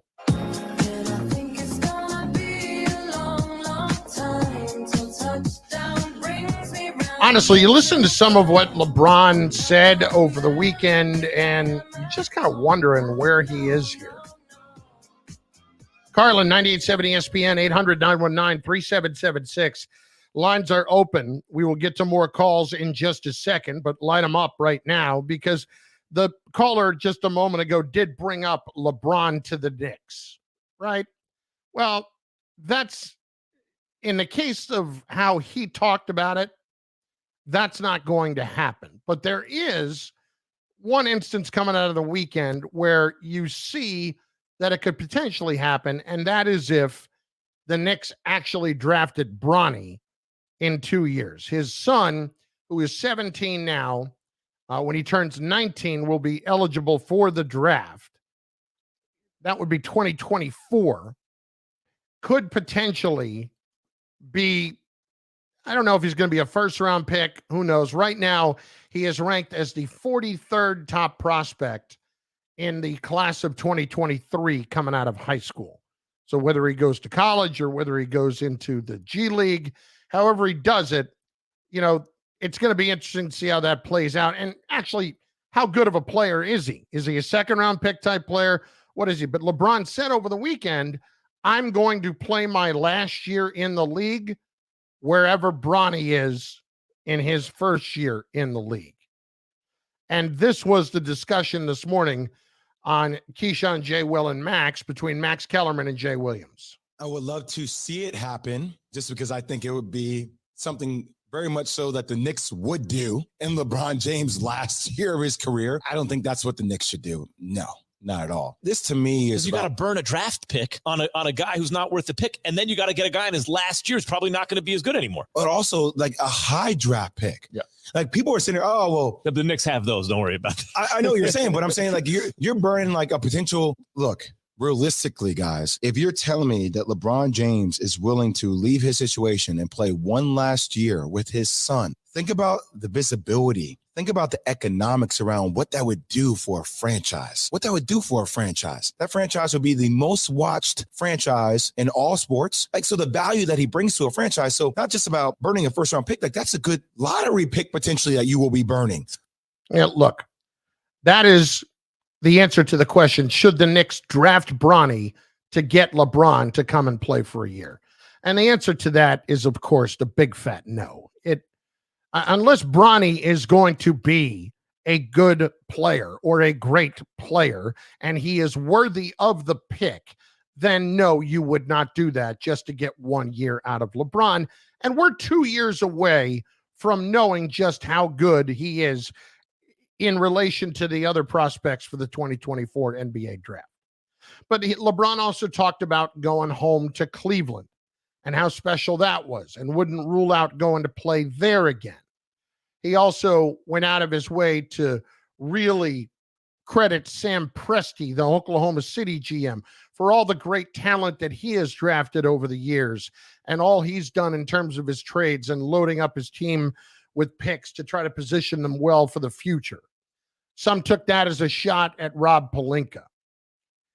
I think LeBron is frankly searching right now. He's a bit lost out there. He's at a juncture in his career where it's coming to an end.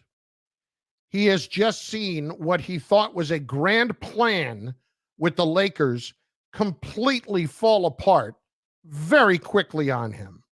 Not just with the injury of Anthony Davis, which is always going to be a factor when you're talking about AD, but certainly with the massive miscalculation on how Russell Westbrook would fit into the equation. LeBron put this together, and now he's pointing the finger at Pelinka. Let's call this what it is, all right? LeBron's not a good executive. He's not a good GM. So if you truly want to let the other guys make those decisions, they're going to ask your opinion, but don't go and turn and point the finger when it doesn't work out, when we all know that you're the one who put it together. So now you see what's going on in Cleveland. You go home this weekend. The Cavaliers are having an outstanding year, and you're seeing a team that has come back to life without you. Think about that for a second. He left. Cavs were dead again for the second time. But now all of a sudden the Cleveland Cavaliers are in the top 4 in the Eastern Conference. And they're 12 games over 500. And they're doing it without LeBron James. You think that doesn't bother him? You think it doesn't bug him to see Cleveland all doing this without him and just dying to be back there right now and thinking about what that would look like at the moment if he were in Cleveland? LeBron's a guy that is desperately in search of one last championship. He understands that the championship that the Lakers won in the bubble was basically the NBA's version of an AAU championship. It's not a full-on NBA championship. It's just not. AD got healthy. It's nowhere near it. Would they have won the title if they had to continue to play through that season? Maybe, but I doubt it. Maybe, but I doubt it. And they also got the Miami Heat in the final. Why did the Heat get there? Again, glorified AAU tournament. LeBron is searching to me right now. Searching.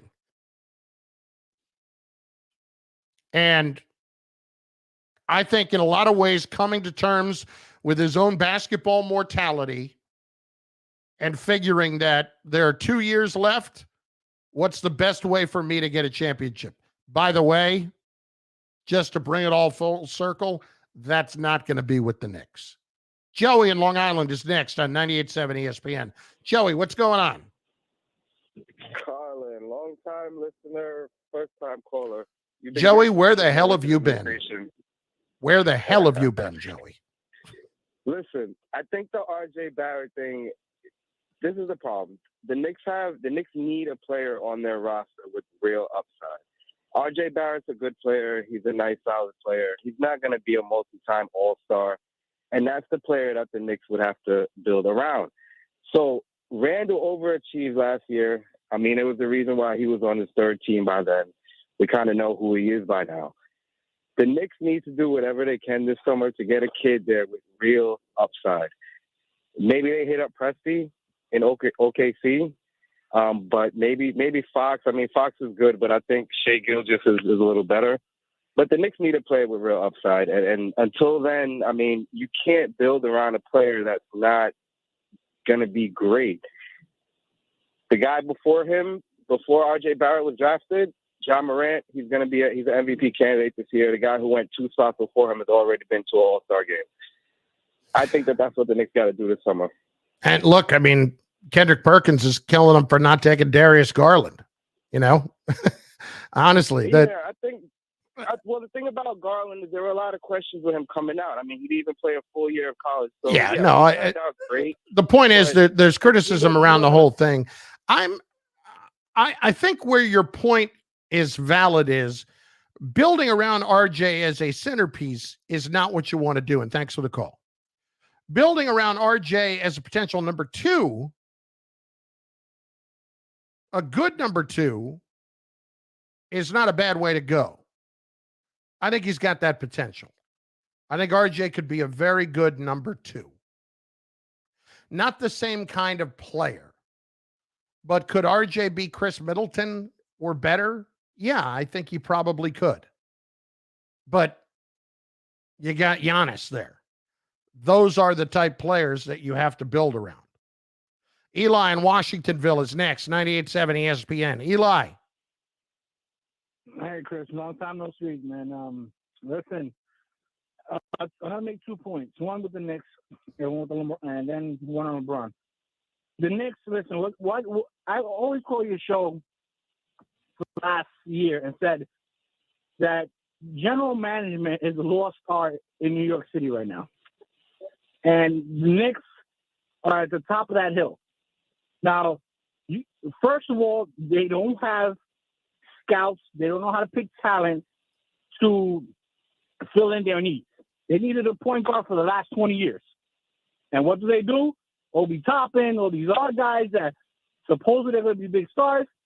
That doesn't fill your need. And look at all these other teams.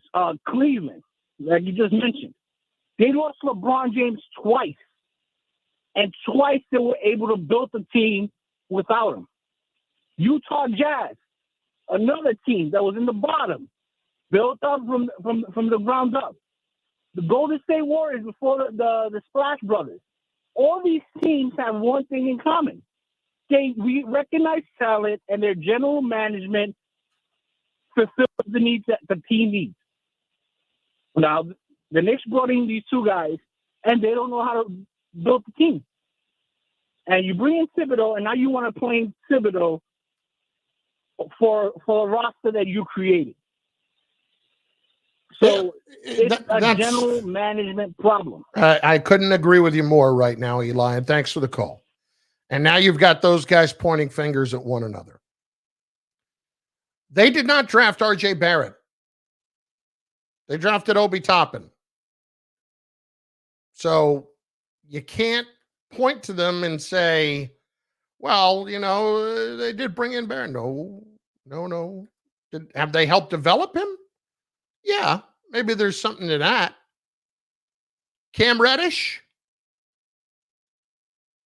they brought him in. They haven't done anything to develop him because he's not playing. Emmanuel quickly has taken a step back. There's not a lot else going on here. Quentin Grimes, he's a good player. He's going to be a nice role player, but I don't know where it all fits. The very latest on the Juwan Howard suspension and more of your calls coming up, 800-919-3776. Plus, the future of Aaron Judge with the Yankees, all on the way.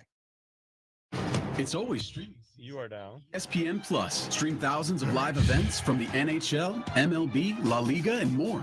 Plus UFC fight nights and pay-per-view events, PGA Tour Live, and the best seat in the house for college sports like football and basketball. You'll also get the complete 30 for 30 library, premium articles, and exclusive originals from stars like Peyton Manning, Tom Brady, Clarissa Shields, and more. Sign up at ESPNplus.com to join the evolution or get the Disney bundle and save. Anyone who has ever needed self-storage knows what a hassle it can be. You have to rent or borrow a truck and then find someone to help you move your stuff. And let's face it, moving furniture and heavy items without damaging them isn't easy. Renting the unit is worse. The hidden fees and admin costs are scarier than the dingy facilities you're leaving your stuff in. Why not use Closet Box instead? Closet Box is self-storage without leaving home. They'll pick up your belongings, store them securely, and bring any item back when you need it. The best part? Unlike traditional self-storage, you only pay for what you store. No paying for unused storage space. Closet Box's background check storage movers are licensed, bonded, and insured and will take care of all of the heavy lifting. Closet Box's local storage centers are temperature controlled and monitored 24/7. Closet Box has an A+ rating from the BBB. Call 877-233-5696 now for the season's best rates. Get $50 off first month storage using code RADIO50. That's 877-233-5696. 877-233-5696. The Michael K. Show is on.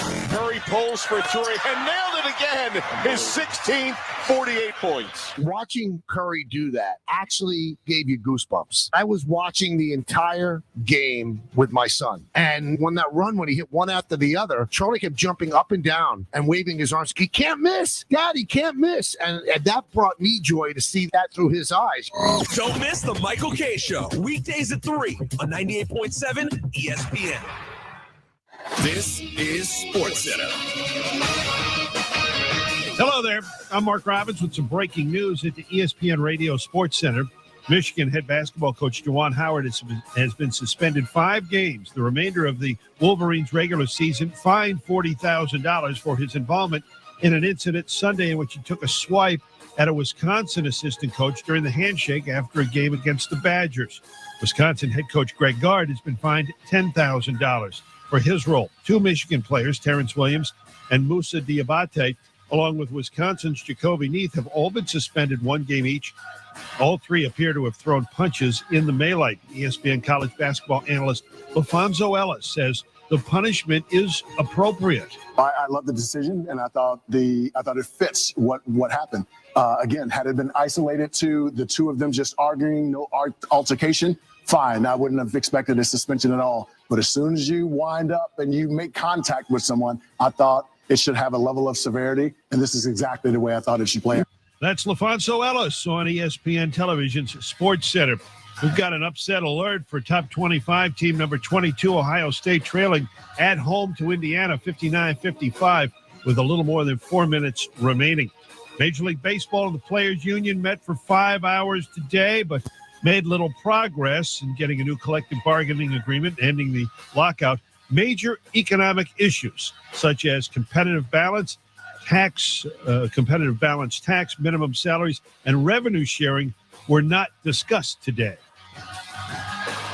Keyshawn, J. Will, and Max. I do believe that Juwan Howard should be suspended the rest of the season, regular season, and postseason. I do not think he should lose his job, but it's going to be really hard for him not to. More from the guys Tuesday morning starting at 6 Eastern on ESPN Radio and ESPN2.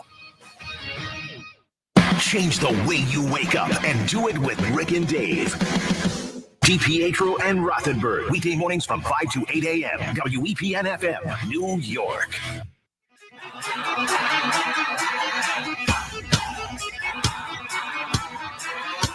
You're listening to Chris Carlin on 98.7 ESPN.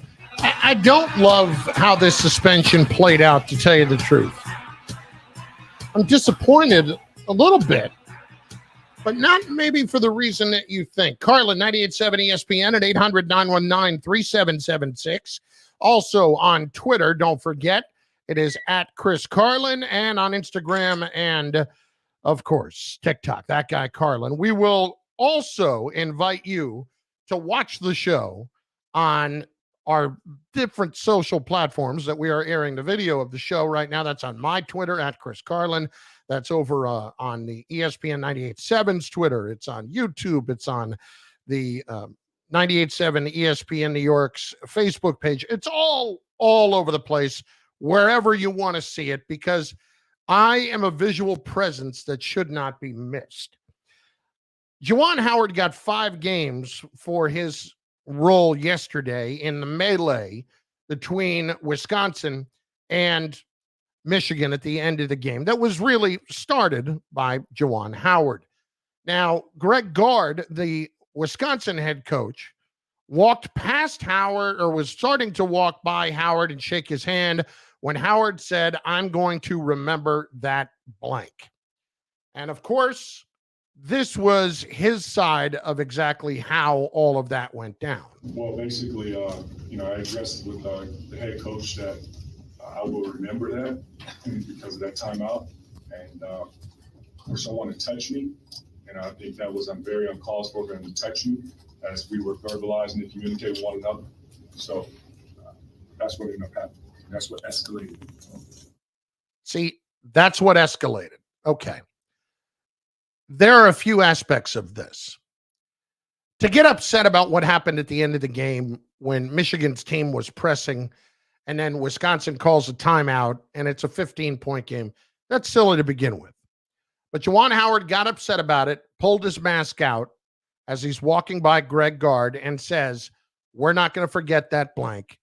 And then Greg Gard grabs his arm and stops him and starts to try to explain, which upsets Juwan Howard, and says, "Don't blank and touch me." And that's where the cursing starts going back and forth. And that's where it starts to escalate, where people get in between them and Gard is pushed back. And then there is Juwan Howard taking a swing at the assistant coach from Wisconsin. Juwan Howard was suspended for 5 games. To me, he needed to be suspended not just for the last 5 games of the season, but for the postseason as well. Why? Because coaches are supposed to be above this.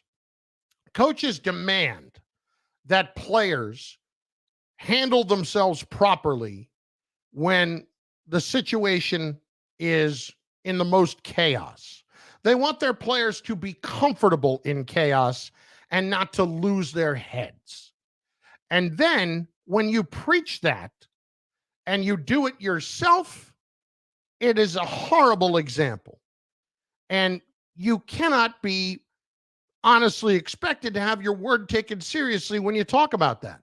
Not only that, but when you scold a player or discipline a player for going out of his way to do something dumb in a bad moment, what's the first thing you say?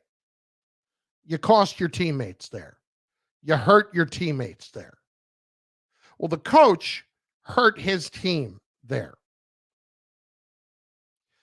To me, the message has to be sent across the board to all coaches. This behavior is unacceptable. He got 5 games and $40,000. Should be fired, should not be fired for it. But just think about what would have happened if that swing had really connected and he had knocked somebody out. Would we be talking about him getting fired? He would have been fired by now. If he had knocked out that assistant coach with that punch, Juwan Howard would be jobless today. So the only reason he still has a job is that punch didn't connect. That's why, to me, the rest of the postseason as well is more than fair. And I would not want to even respond to the people who say that all that does is hurt the players. Well, then they're the ones who are paying the price for it. Yeah. Because that's how this works. When somebody steps out of line, it hurts everybody. It's what coaches preach to players, and it's how players are expected to act. The coach is expected to be above reproach. What annoyed me here, though, is that Greg Gard only got a $10,000 fine. Greg Gard should have been suspended for a game as well. And let's be clear.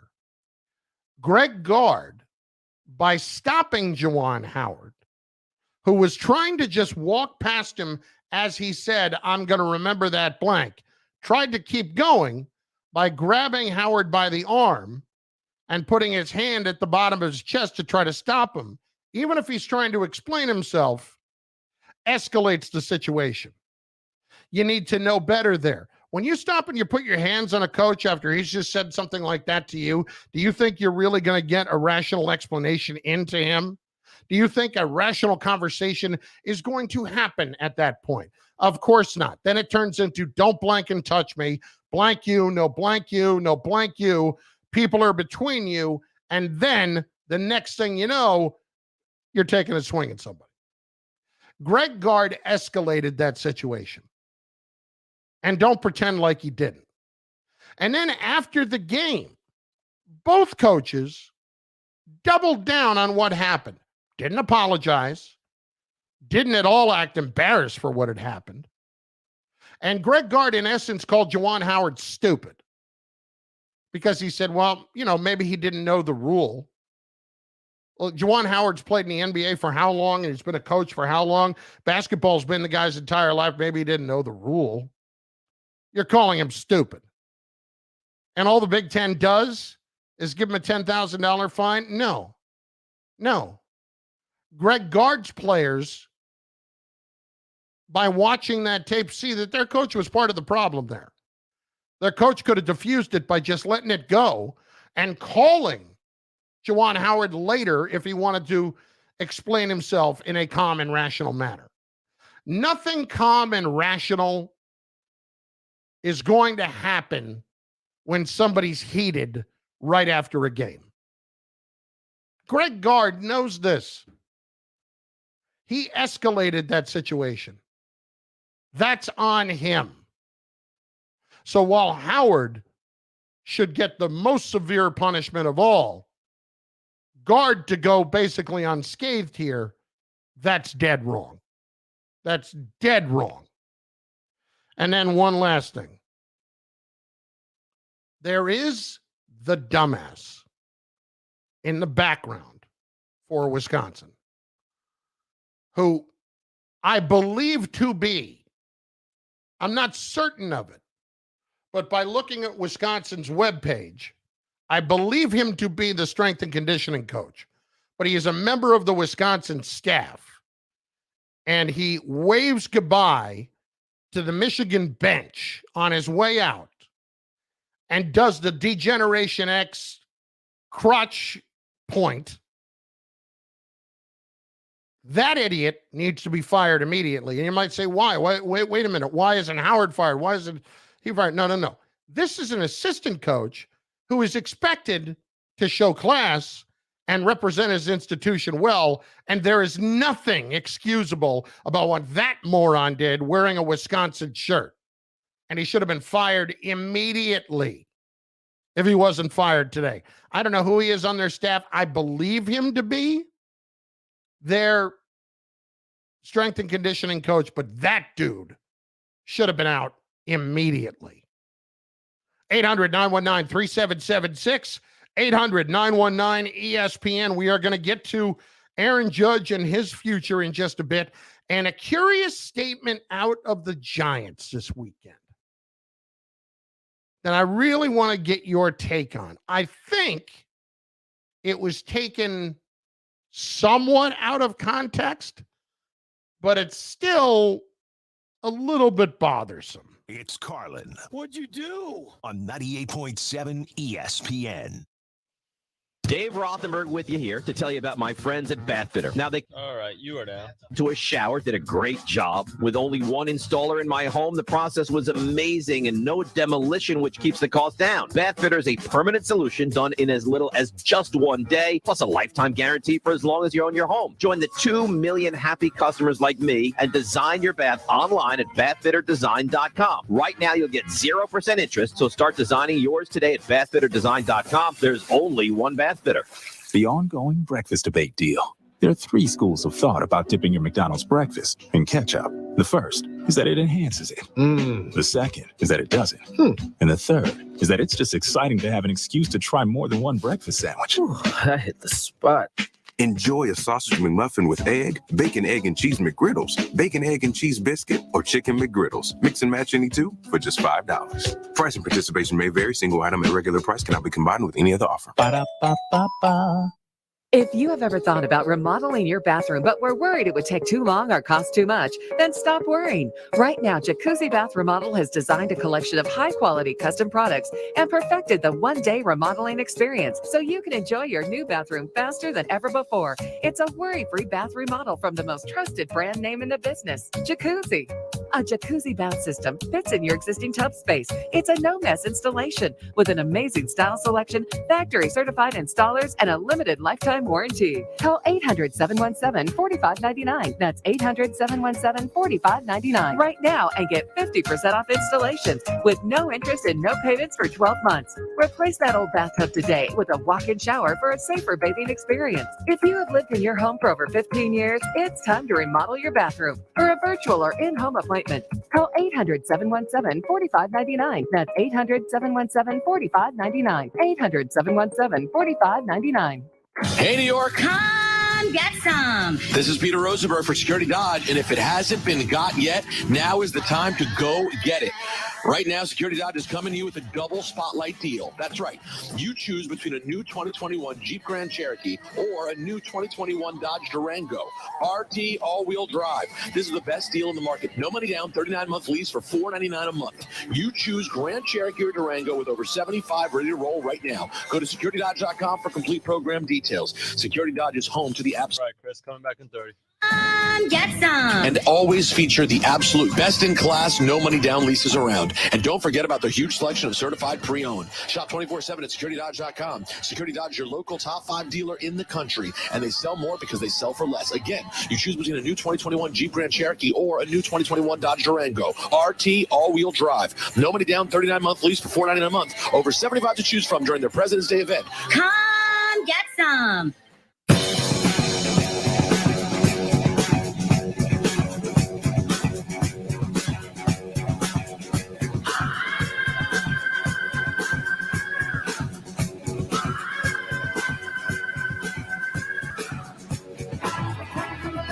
Let's roll. Carlin, 98.7 ESPN. 800-919-3776. Bill's in Jersey. He's been waiting a bit. Bill, what's going on? Not much.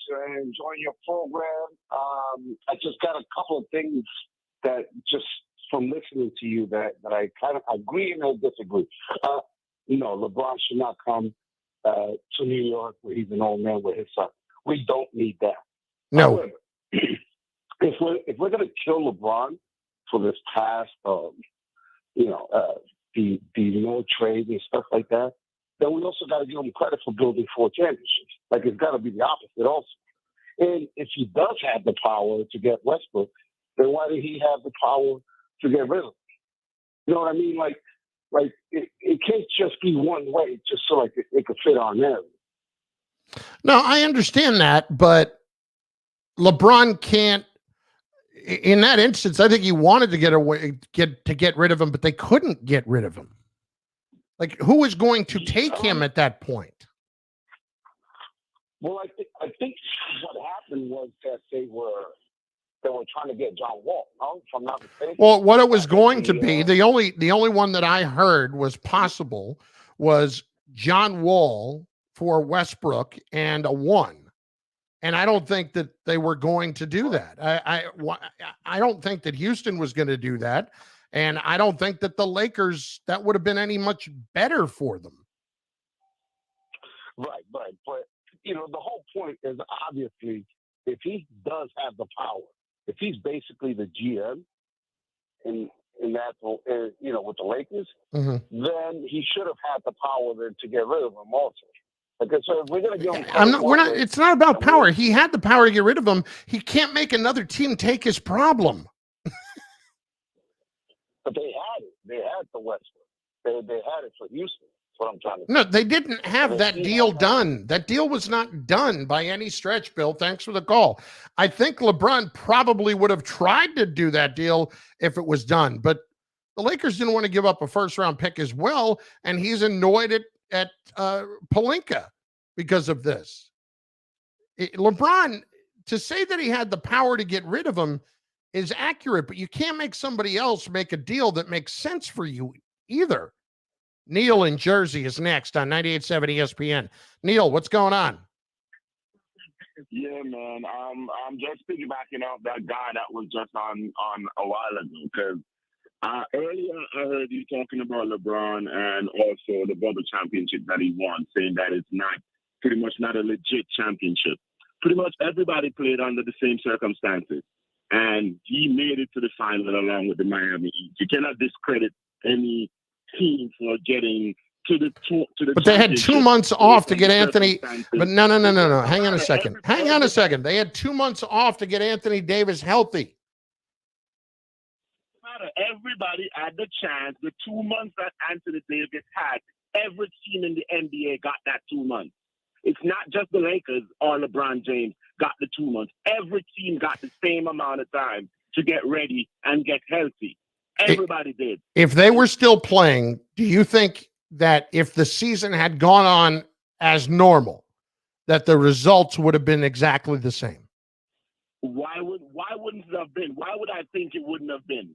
Why? Because it completely changed the dynamic of the season, not only with time off, letting an older team rest.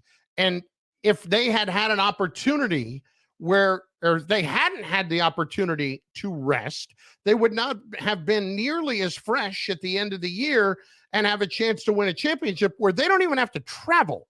Like, you imagine the Lakers being an older team and an injury-prone team to begin with, and then they're traveling as much as they would be as well. I'm sorry. The Lakers would not have won the championship that year if it wasn't in the bubble.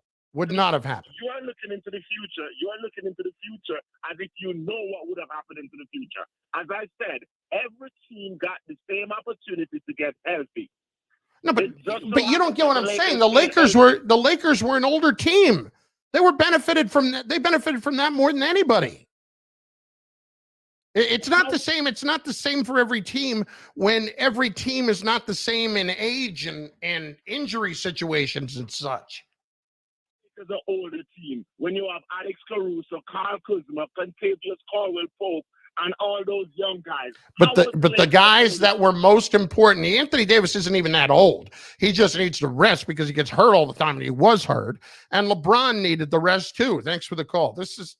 Listen, you can think what you want to think. I think what I want to think. And I'm telling you, there's no way the Lakers would have won that championship. And it's not a real championship. It's not. Doug on Long Island is next. Doug, what's going on? Hey, just having such a good show. I figured I'd call back one more time. And you are 100% right. I believe that they wouldn't have won it. Those guys didn't have the wear and tear in 2020 that they did as older guys. And then I'm just going to jump back in real quick and let you go. I'm going to tell fans on here something really freaky. And I love RJ. He's like a younger brother, and he's like a son to my brother still. But I'm telling you, my son, who's a player at Montverde, he's talking to my brother when he's in junior high or whatever, and he and Magic are watching Ja Morant play at Murray State. And Steve said to Reese, hey, they may run me, he put me on speaker. And when I went downstairs, my ex's house, and he said, They may run me out of town, but I'm not going to take another contract anyway. But I'm picking John Moran if we get number one. He's New York. He's tougher than people think, and he's going to change a franchise. Not sure about Zion, great player, but John Moran, if we've gotten number one, let me let you know, and this is not hyperbole, Steve's my brother, he was going to take John Moran at number one. And you guys get off of Scott Perry. He's a great numbers guy. And ask Billy. DeMar was coming here. And Billy's happy he didn't. So, but I love this show, Chris. This is really entertaining tonight. I appreciate that, Doug. Thanks for checking. I appreciate it. Thanks for the call. Look, and for those who don't know, Doug is the brother of Steve Mills, the former Knicks president. So that's the discussion there. You can't expect that would have definitively happened because we're all talking about Zion as well. Maybe he would have, but even if Steve wanted to, isn't there the possibility that Jim Dolan says we're taking the star in Zion Williamson? I think that's a strong possibility. Jack in Jersey is next, 98.7 ESPN. Jack, what's going on? I want to talk a little about the Michigan-Wisconsin thing. This is a point I think that's been a little overlooked. There's less than 10 seconds to go. I'm out of the game.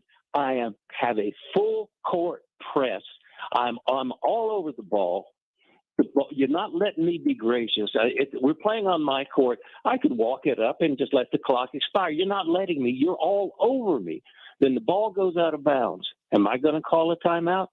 Yes, I am. And if you put a past me in the line and don't want to talk to me, I don't care. And as a matter of fact, I'm happy to see you're ticked off about it.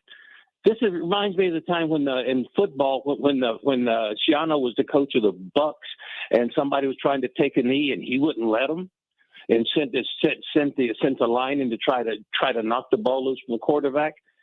It was okay if it was okay for him to be playing pressured defense with 4 seconds to go. It was okay for the other guy to call the timeout. I don't disagree that it was silly for him to be annoyed by that. And thanks for the call. That to me is the problem to begin with. The fact that all got to you, that's just dumb. Like, it's immature stuff at that point. If you are Juwan Howard in that spot, because if you are pressing, you can't get mad at it when they call a timeout in that instance, because you both got your subs in. You're trying to get them a little bit of run. Okay, that's fine. But I can't be upset if you call timeout if you're still pressing on me down 15 with 28 seconds left. I'm sorry. There's nothing for him to be annoyed about in the first place. Just take it and go home. But then you get annoyed, then you say something, but he kept trying to walk past him.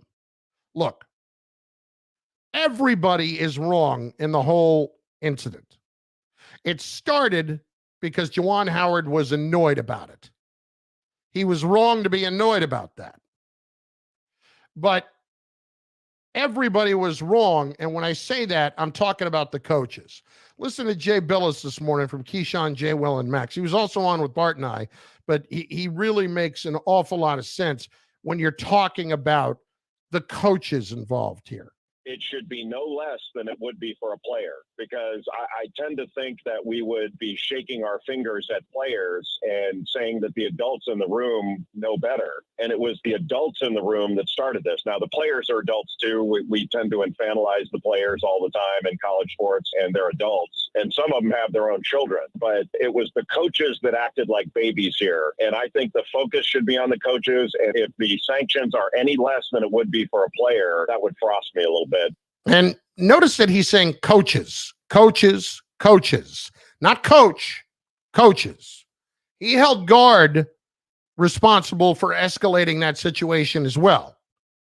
Because when you do put your hands on them, no matter the context, it's going to be taken a certain way.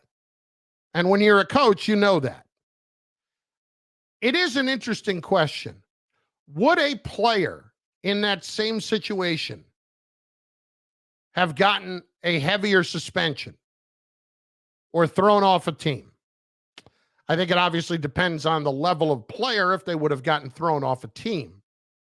But would a player have gotten more than 5 games for throwing a punch? It's a great question. It's a great question.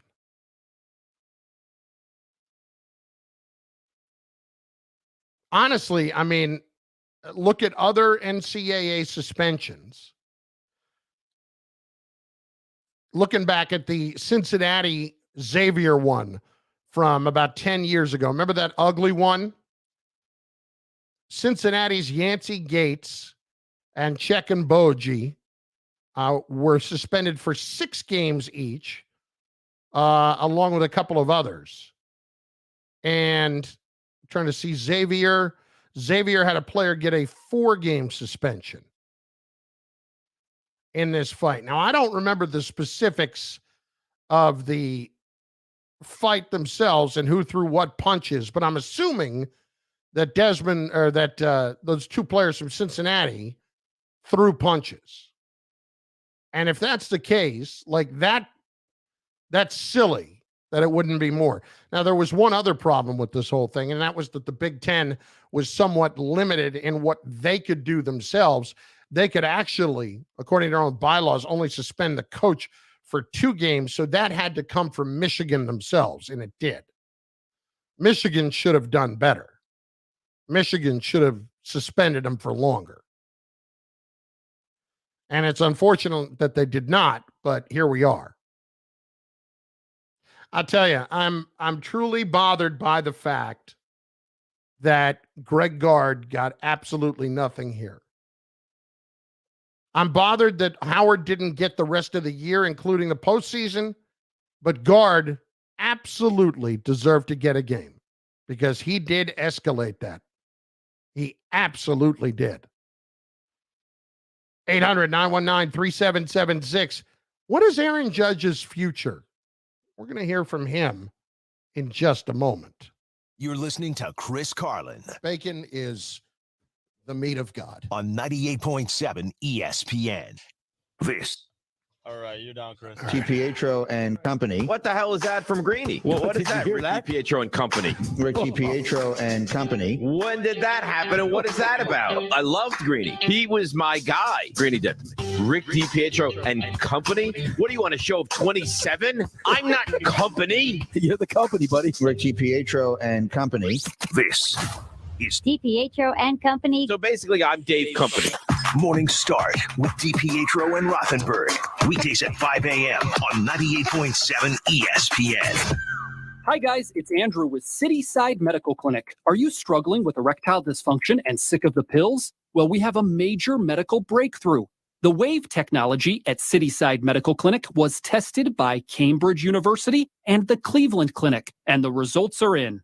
It's proven to increase blood flow by repairing blood vessels. No pills and no side effects. If you're ready to put a stop to your ED by treating the root cause, call us now. And not only will the assessment and blood flow ultrasound be free, we'll also include something unique that produces powerful results in the bedroom. I don't think I've ever seen it fail. This is a $600 value, free to those that call in the next 2 minutes. 646-715-5555. That's 646-715-5555.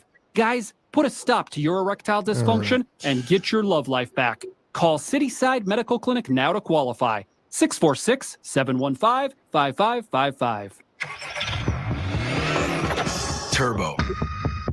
Charged. Standard.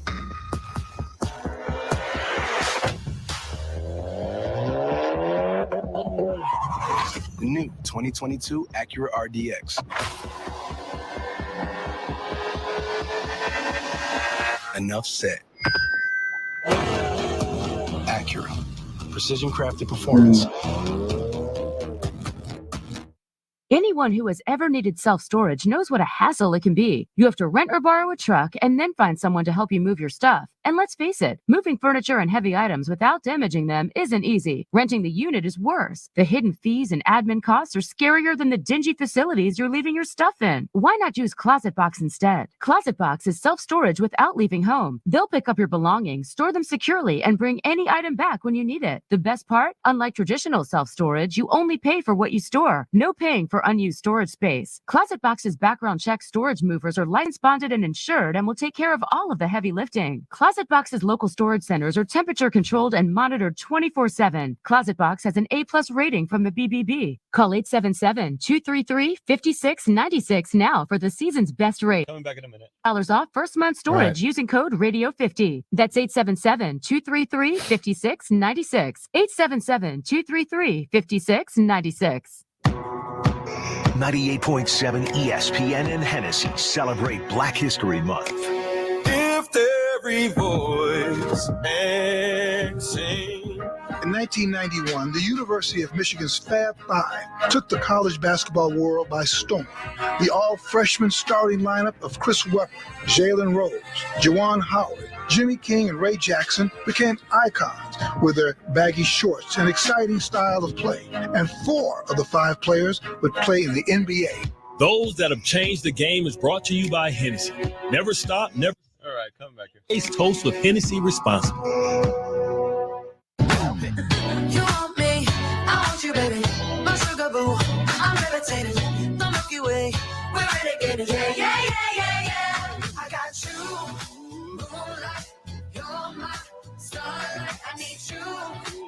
So, where is this all headed when it comes to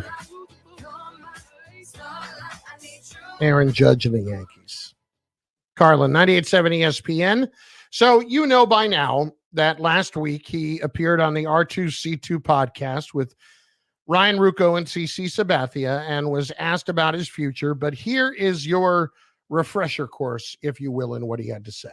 That's one thing kind of leading into this, especially coming up to the minor leagues, starting your first couple of years of rookie ball. Everybody talks about getting a free agency. You want to be a free agent. You want to test the market a little bit, see what's out there. But that's one thing that I've been lucky enough to play in, the best organization out of all of them, so who wants to go anywhere else? But that's the thing is, whatever happens, if we get an extension done at some point before the season starts, that'd be great. And I'd be completely honored to be able to win pinstripes, for a couple more years. But, if it doesn't happen and this is, my last year, I had a lot of great memories and, I'm always going to, it doesn't matter if it's my last year, first year, I'm going to go out there and play my best and do what I need to do for the city and do what I need to do for the team. But, it's all in God's hands. It's going to work out the way it's supposed to. And, that's why I got agents. I got people taking care of that for me.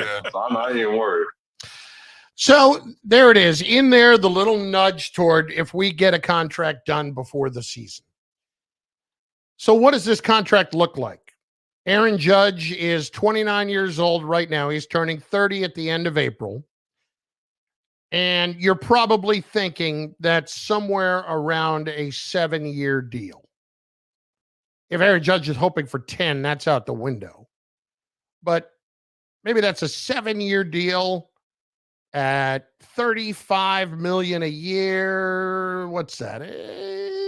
Somewhere around $245 million. That sounds like it's about right. I don't know if it's going to get it done, but it sounds like it's about right. The question is, should the Yankees really do it? And my answer to that is right now, no.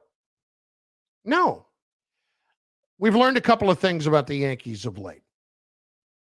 We have learned that this past year, they did not want to go over the luxury tax threshold because they wanted to be able to reset so that they could do it this year and next, but not have their tax rate go up just ridiculously exponentially. We know that they, right now, in these talks between the players and the owners, are going to continue to work toward putting in as close to a cap as they can. And at the very least, you would expect the luxury tax situation to be very similar to what it is. They have taken some good steps. They have removed the draft pick compensation for losing a free agent that keeps free agents away from other teams. All that kind of stuff. It's helped a little bit. But overall, when you're looking at how the Yankees have handled their finances, it is not exactly the same as it used to be. And I understand that. They're still going to spend a ton. But is this where you want to spend it? When he is on the field, there is no debating the player that Aaron Judge is. Incredible. Incredible. And not the guy that's going to hit 210 for you and drive in 100 runs. No, he's going to hit 290. He's going to have an OPS well over 900. And there's no getting around that he is certainly a very, very good defensive outfielder. For how much longer? That's an excellent question. Finally, this past year, he was able to stay healthy for the first time in a while and played 148 games. You have to put yourself in the mental space of accepting 140 to 145 games a year for Aaron Judge is the best way to go to ensure you're going to get him for that much. It gives you the best chance at not losing him for a longer period of time. For losing him for 50 games a year, which is really, in essence, what has happened for the last few years since 2017. He's played 2 full seasons in his career. And even if he had played a full season in 2020, I would call it one, but he played half a year that year. Only 28 of the 60 games. I don't know how you can justify tying up that much money in Aaron Judge right now where you could wait another year and do it then. Ask yourself this question. Is Aaron Judge going to take more money somewhere else? If the Dodgers want to give Aaron Judge $400 million, let them do it. They're not going to. But let them do it. If somebody else comes along, do we really honestly believe that if Aaron Judge goes out this season and plays 145 games and hits 45 home runs and drives in 115 runs and, scores 100 runs and has an OPS of well over 9 and its WAR is like 8, 7, something like that the Yankees are going to let him go? Of course not. Of course not. But when you have the injury history, why the need to give him a deal right now? What's wrong with just letting this play out? Well, the single biggest argument against it is twofold. Number one, it ticks him off. Number two, it's a story all year long. Judge has been a model citizen and a great player, but even he, at times, through the last couple of years, did not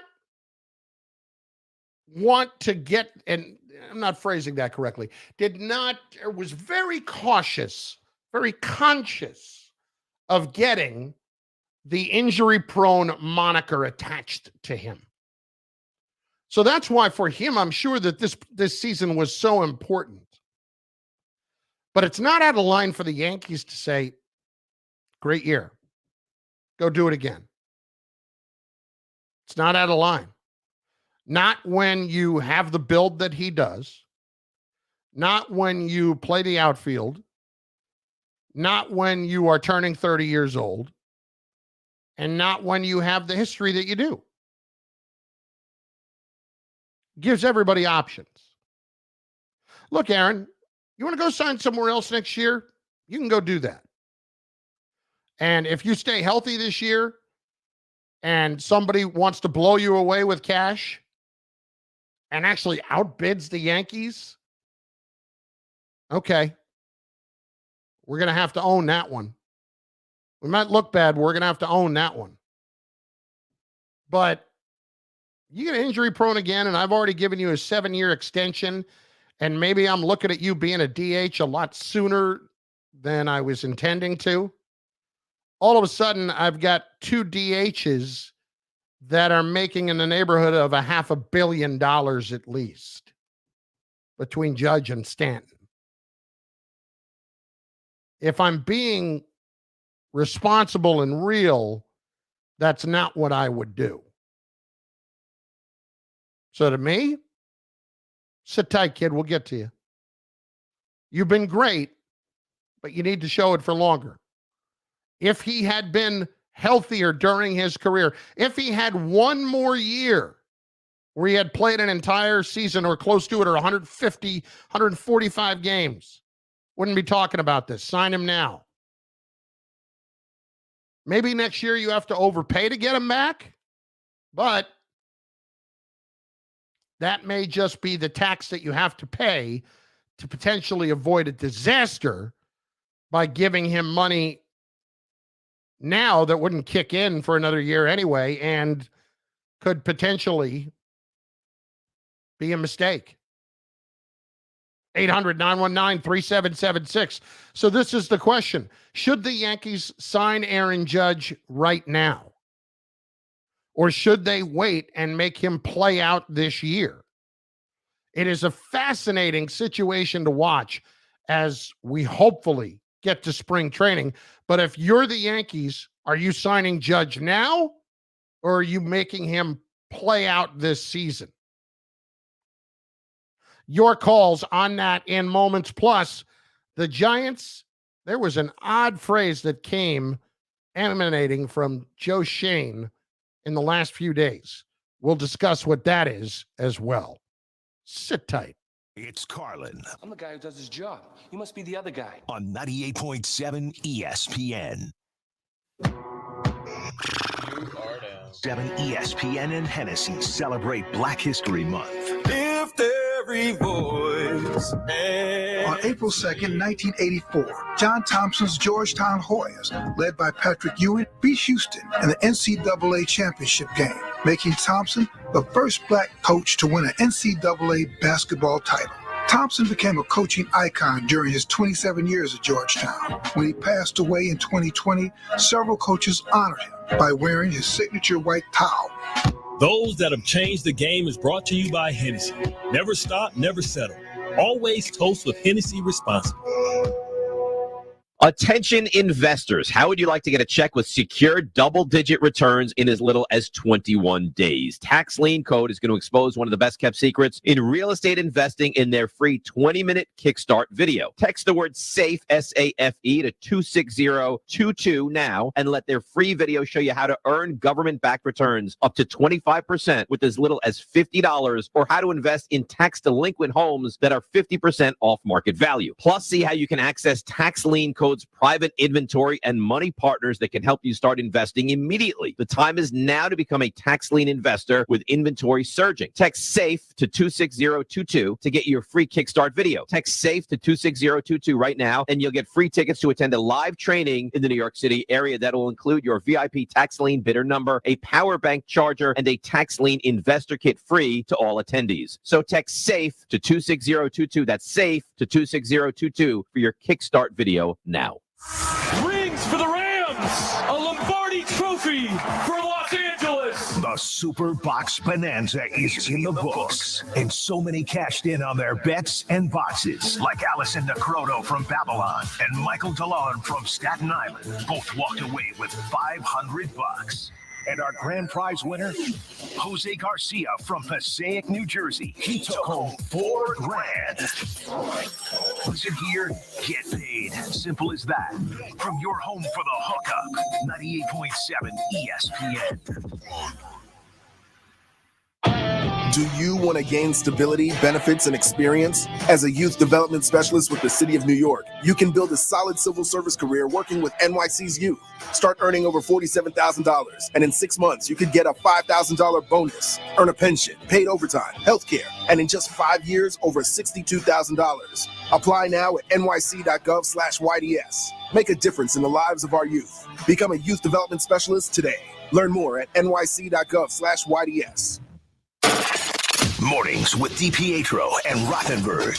My very close friend Buster Olney and Don't Dave's do that. kind of Don't use him as a pawn. Don't toy with me like that. I'm not toying with you. I'm just saying. I mean, he was yours, and you didn't plan your lunch in time, and now he's a close friend of mine. You know, Buster, we'll get the lunch on the calendar very soon. Just ignore Rick's advances as best you can. Right, coming back here, Chris. DiPietro and Rothenberg. Weekday mornings from 5 to 8 a.m. on 98.7 ESPN.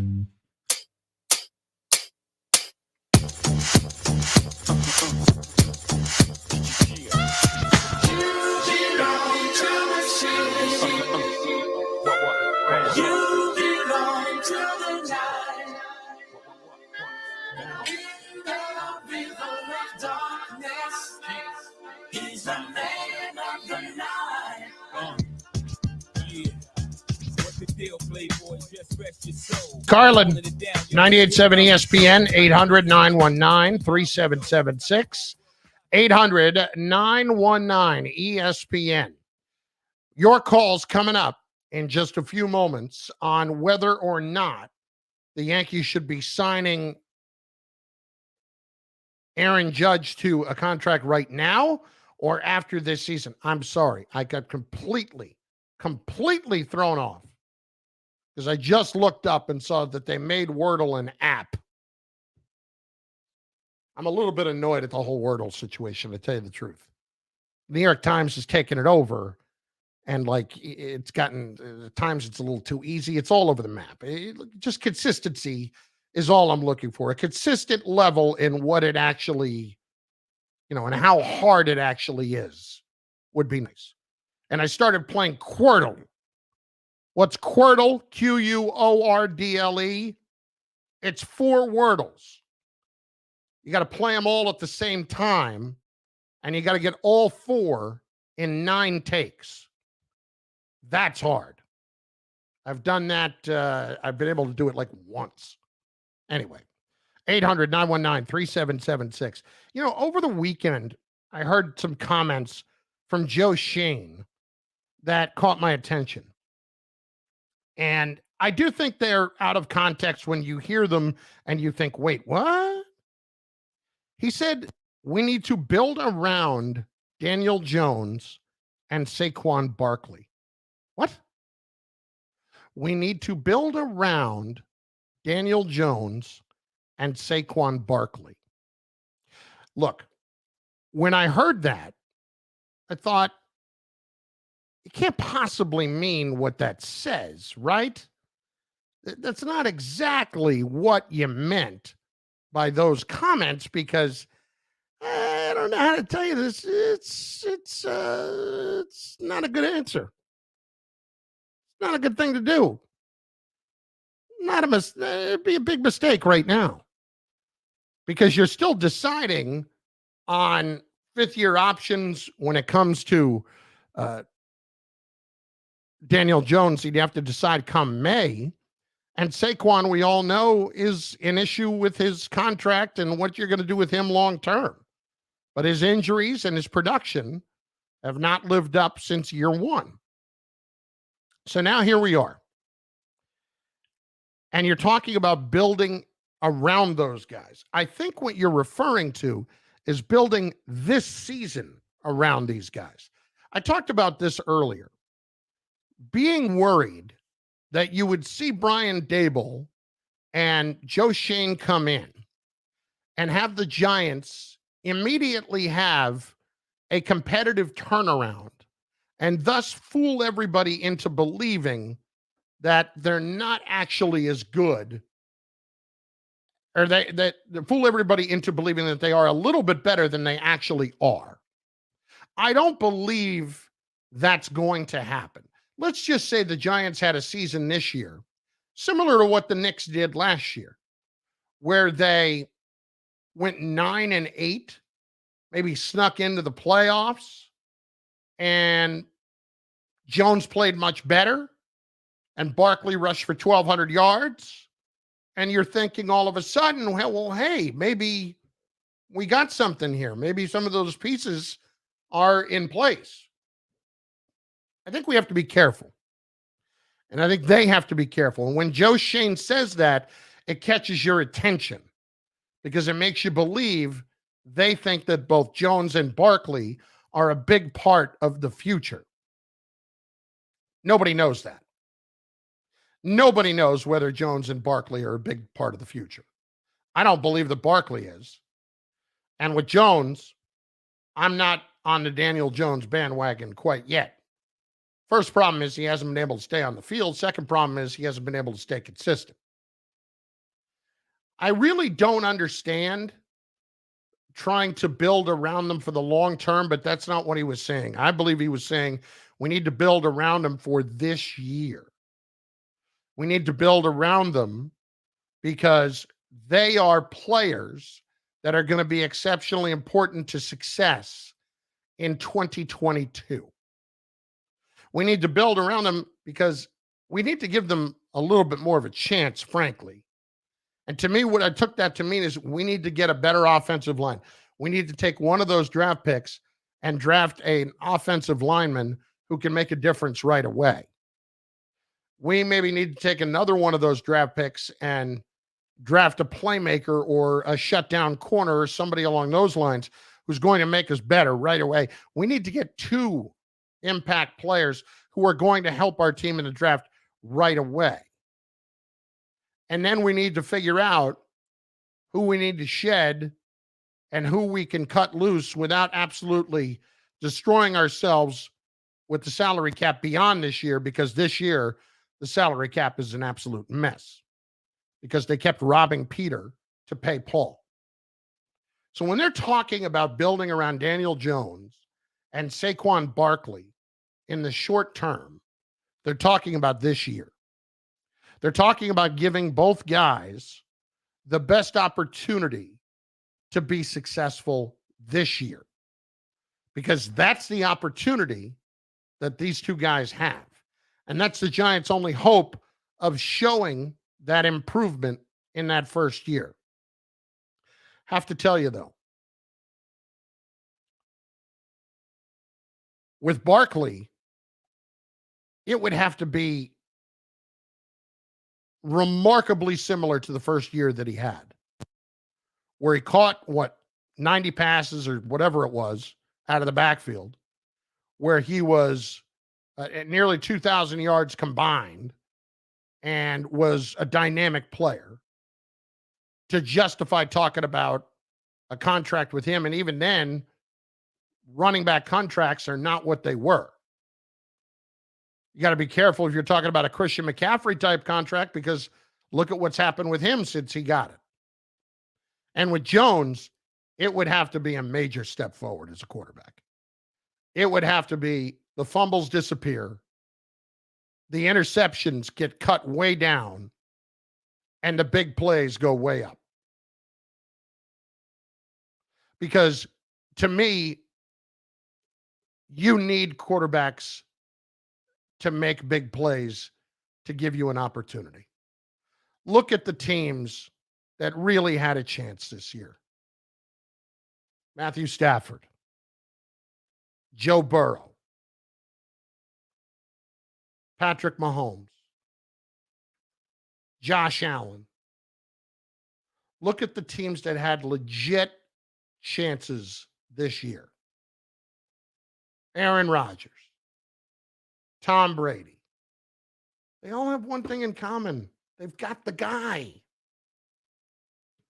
So that step forward needs to be a big one. It's not Jones taking a step from where he was last year at 4-13. Granted, the weapons non-existent.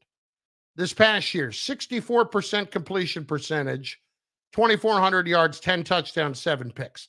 No, and that was only in 11 games. No, let's go to the year before. All right. His rookie year, he went 24-12. He's had 2 down years since. And he did that in just 13 games. What we need to see is 68% completion percentage, 4,000 yards, 30 touchdowns, 7 interceptions. That's what we need to be talking about to believe that he's the guy. So while we can discuss building around them to give them the most success or the biggest opportunity at having success, we also have to acknowledge that in order to do that and figure out where you are long-term with those guys, you have to be realistic about what the seasons are overall. Is your team that much better? Or is it still in the position of considering tearing it down and starting from scratch? I have a feeling it's going to be closer to the latter. Here's what I worry about. I do not want to see the Giants have a year where they go 9-8, eke into the playoffs, and all of a sudden we're changing the plan. Look at how that has worked for the Knicks. It has not. All right, that'll do it for me tonight. I will be back with Bart tomorrow at 12, then back tomorrow night at 7. You got so much of me. You're just going to be so sick of me. It's ridiculous, but deal with it. That's the deal. Will Pesic, good to have you on board. Brian Mungia, outstanding work. The fellas are coming up next with ESPN New York tonight. Larry and Gordon. Carlin, out.